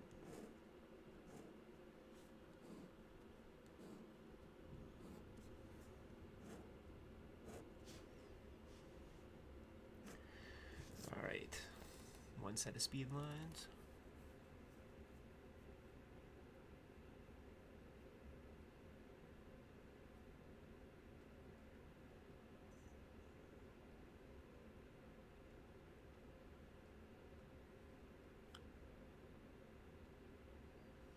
Oh yeah, man, you can't buy used rapidographs, man.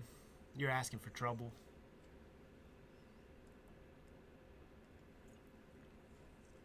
Get you a fresh set.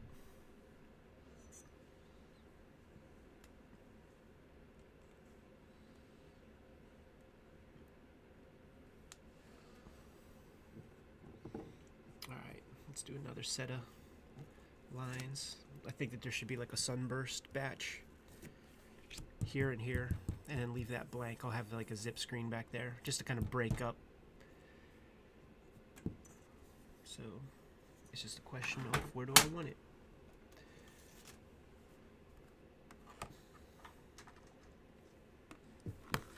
Maybe somewhere here. Yeah, that's good. Singapore, what's up, Edison?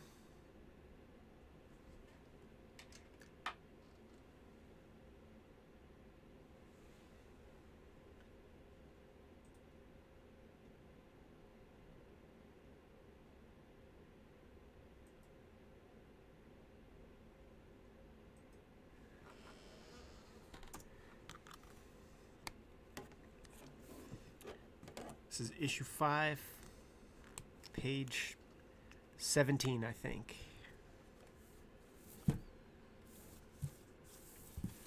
Where to begin?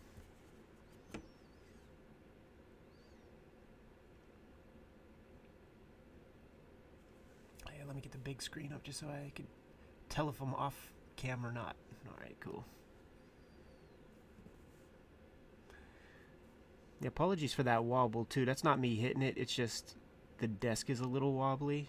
Like, this is the drawing table that I've drawn every single comic page I've ever drawn on, and it's pretty close to busted.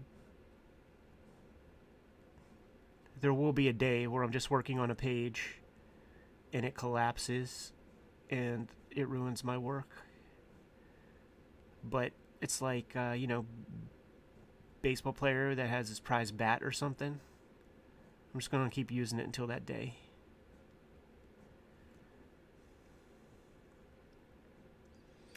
What I need to do is just find a surface. I got to think about that. That I could put this little clamp thing on so that's independent, so that it doesn't move at all when I make these little jerky pen strokes. I can't conceptualize what that'll be. I'll ask Jim tomorrow and see. He's a smart guy. Might have an interesting solution.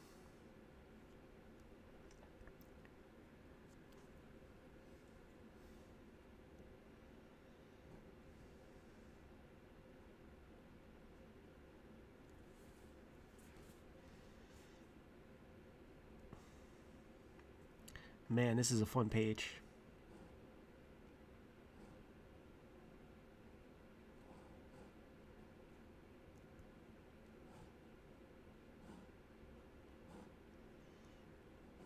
This bottom piece here, it's a dream sequence for those who are just like popping in or whatever. So there are kind of no rules.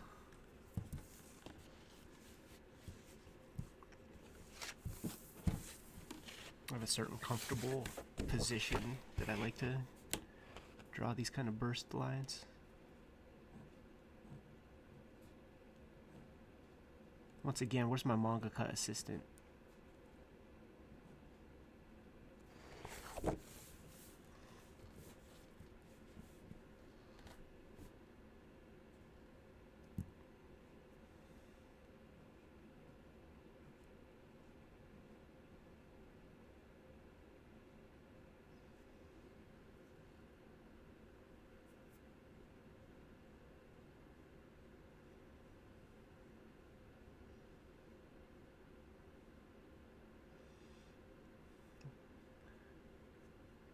Thanks, Edison Neo. That's super cool to hear. One of the other kind of big sacrifices of COVID was just not having a crew at the studio hanging out working with me like I would usually do.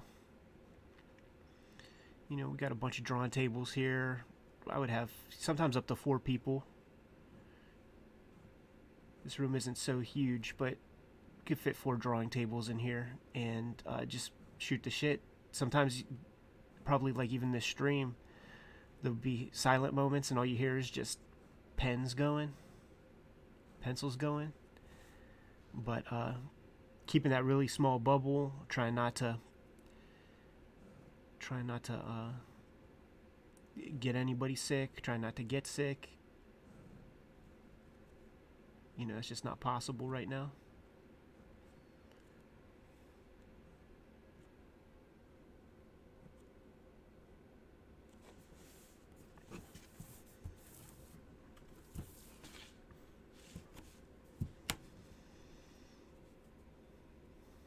This is going to look real cool with the Zipatone on it. Like, the bottom panels have Zipatone. The middle panel will have Duo Shade. And then the top is going to be in color. Put this light back on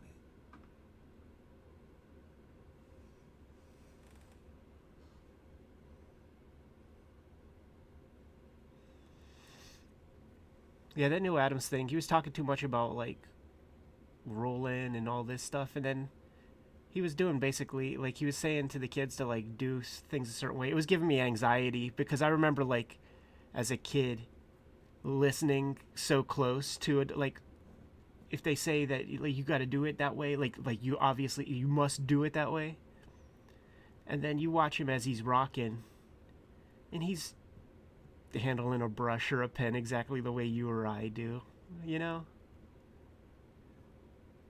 A little bit of kayfabe there.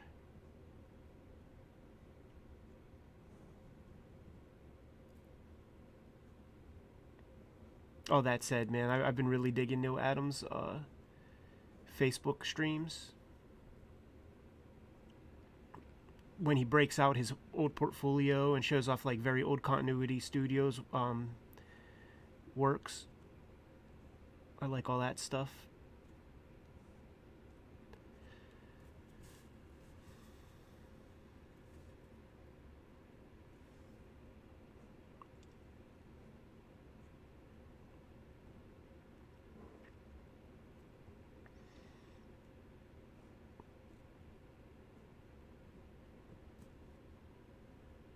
I saw that Edison is in Singapore, but if you're new to the stream and you haven't called out your location, do so now. I'm always super thrilled to see where people are streaming this from.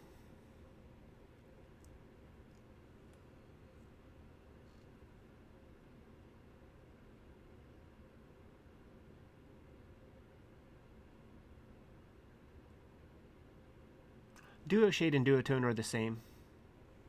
It's like you know, Kleenex and facial tissue. Like Graphics, a company called Graphics with an X sold theirs as Duo Shade, I think, and then a company called Craft Tint sold theirs as Duotone, or vice versa. But it's the same process.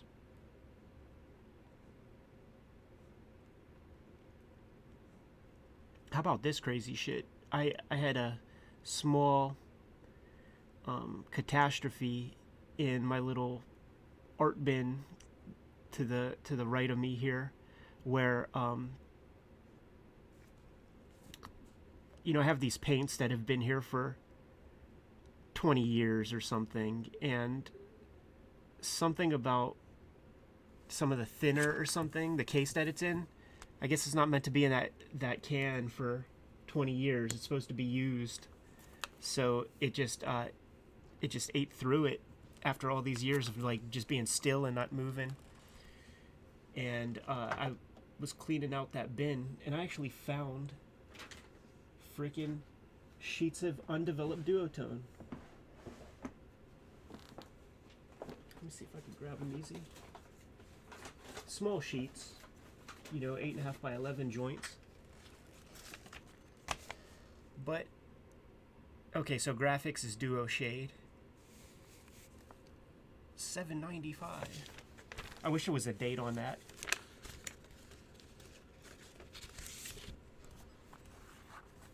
There's the manual.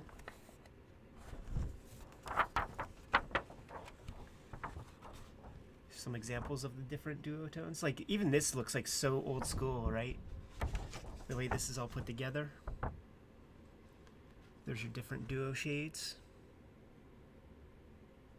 Uni shade, so there's only one chemical on that surface.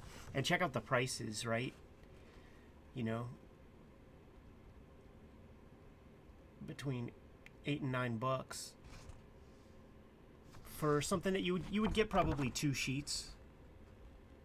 Yeah, like, you know, 17, 24, it's like 11 by 17. So you would get 2 sheets with like a little masthead piece. Now there's your duo. I think I will do a demo video. Let's see which ones we got. Oops, sorry. Here's a vellum. This is a good piece. There's like a pebble texture. This is actually like lines. This is like a pebbly one. And then this is very thin line set of lines. And then this is a vellum that has lines, so.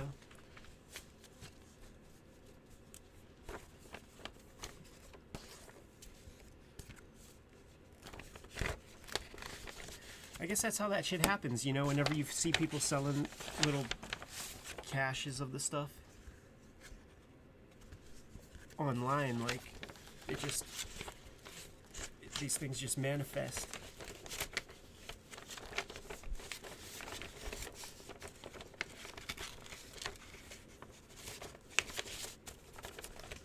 this pulled because we're gonna have to do a video on that. Got to show off some of the best duotone outlaw comics that inspired Red Room.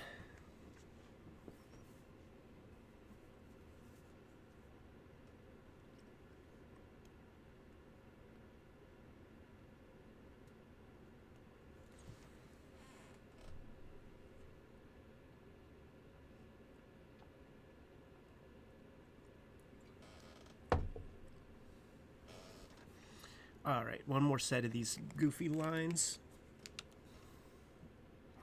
And then it'll be time to eat some dinner and watch some flicks. Once again, give me some movies that you recommend. Horror flicks, something creepy. Something that'll give me crazy nightmares.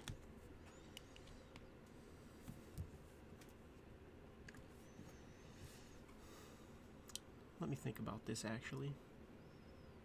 You know what? I'm not going to do that because I don't want the lines graying this up with all that body hair. I can see that being a problem.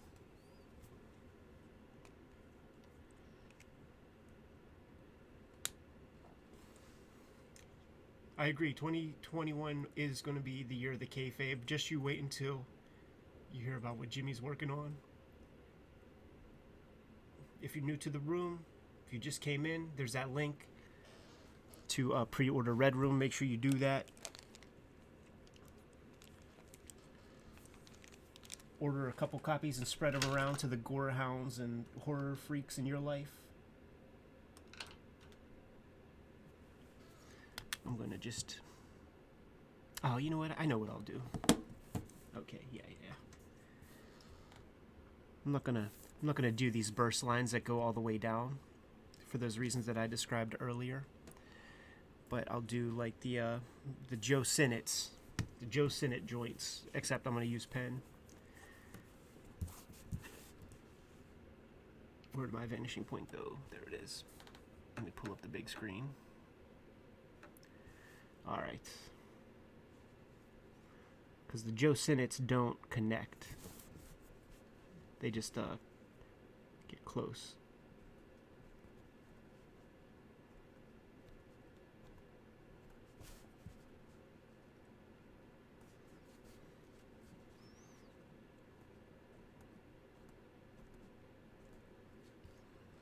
That's a good topic in the chat. Who's your favorite Kirby inker? Go.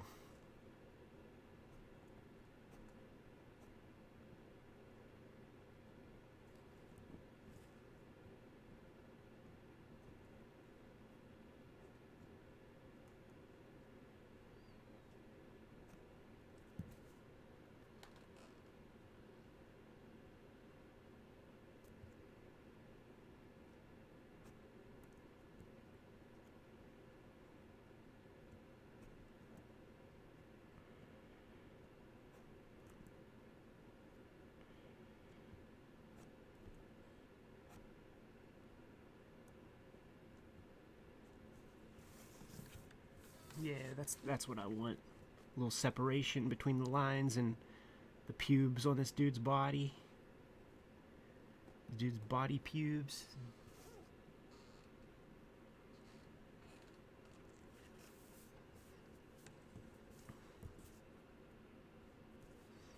My Kirby inker is Chickstone.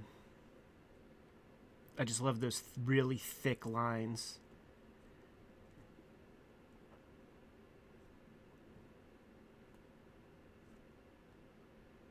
I feel like it's like a less formed, like Bruce Timm kind of inking approach.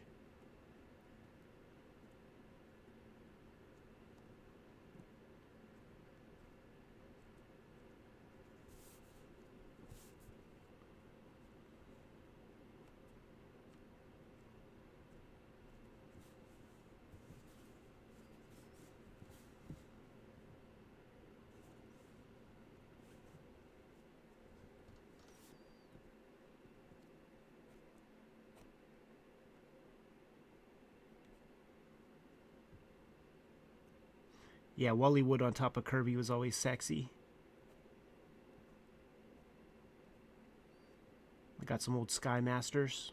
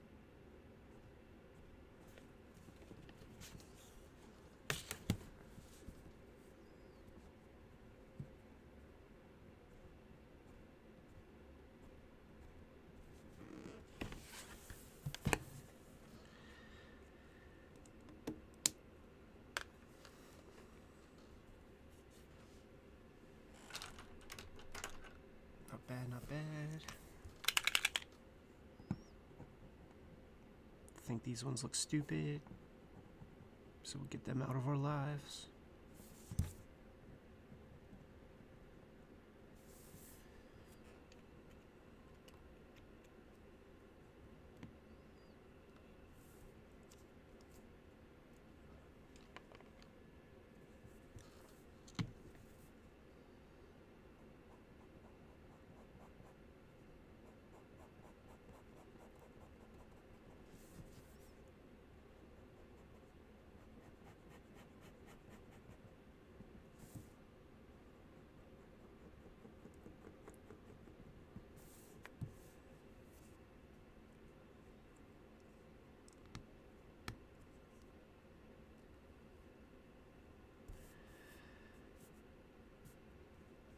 Boom.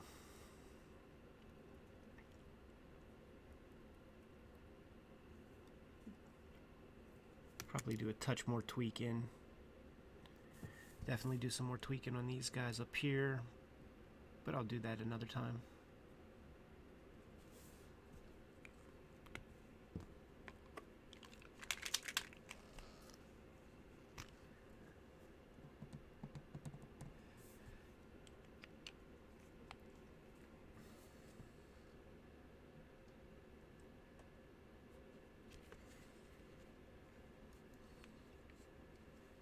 Alright, yeah, I think this is it.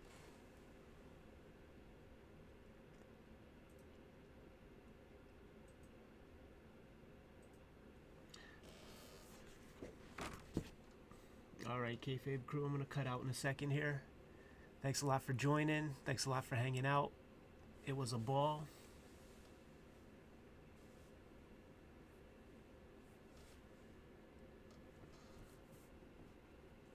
Had a super good time. It was very productive.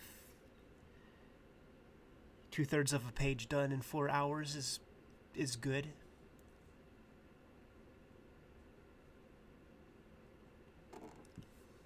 Not bad at all.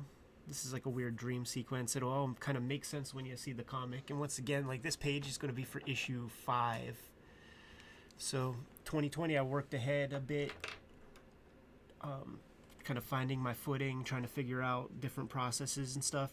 I drew most of the pages on 9x12 paper, and you can see this is 11x17 because there were panels that had just so many characters that I knew I had to draw big to kind of get the level of figure work that I wanted in there. And I was thinking maybe I'll brush ink this stuff, but after doing some practice, I was just like, I just can't get the brush line that I want off the bat. So I got to practice with that more. But after I do this issue, which I think after this there's 5 more pages to do, 17, 18, 19, 20, 21, 22. Yeah, there'll be 5 more pages after this one. Then I'm going to go back to that 9x12 size. It's much smaller. I could blast out a page, a whole page probably in the 4 hours that we've been sitting here today. So anyhow, pre-order Red Room if you haven't done so. If you have, thank you so much, because the feedback I'm getting from Fantagraphics is huge. They have been deluged with pre-orders, and that just has the battery in my back to push it even further and see how many pre-orders we could get out there, you know, ahead of time like this. Forgot, man, there's those hairs on the back of the neck.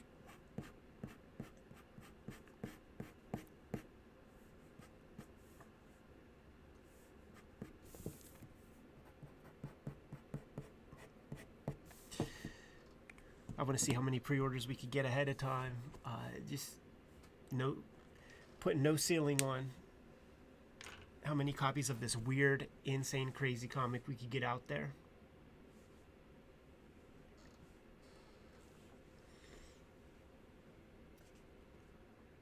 So if you just happen upon the room, hit the bell.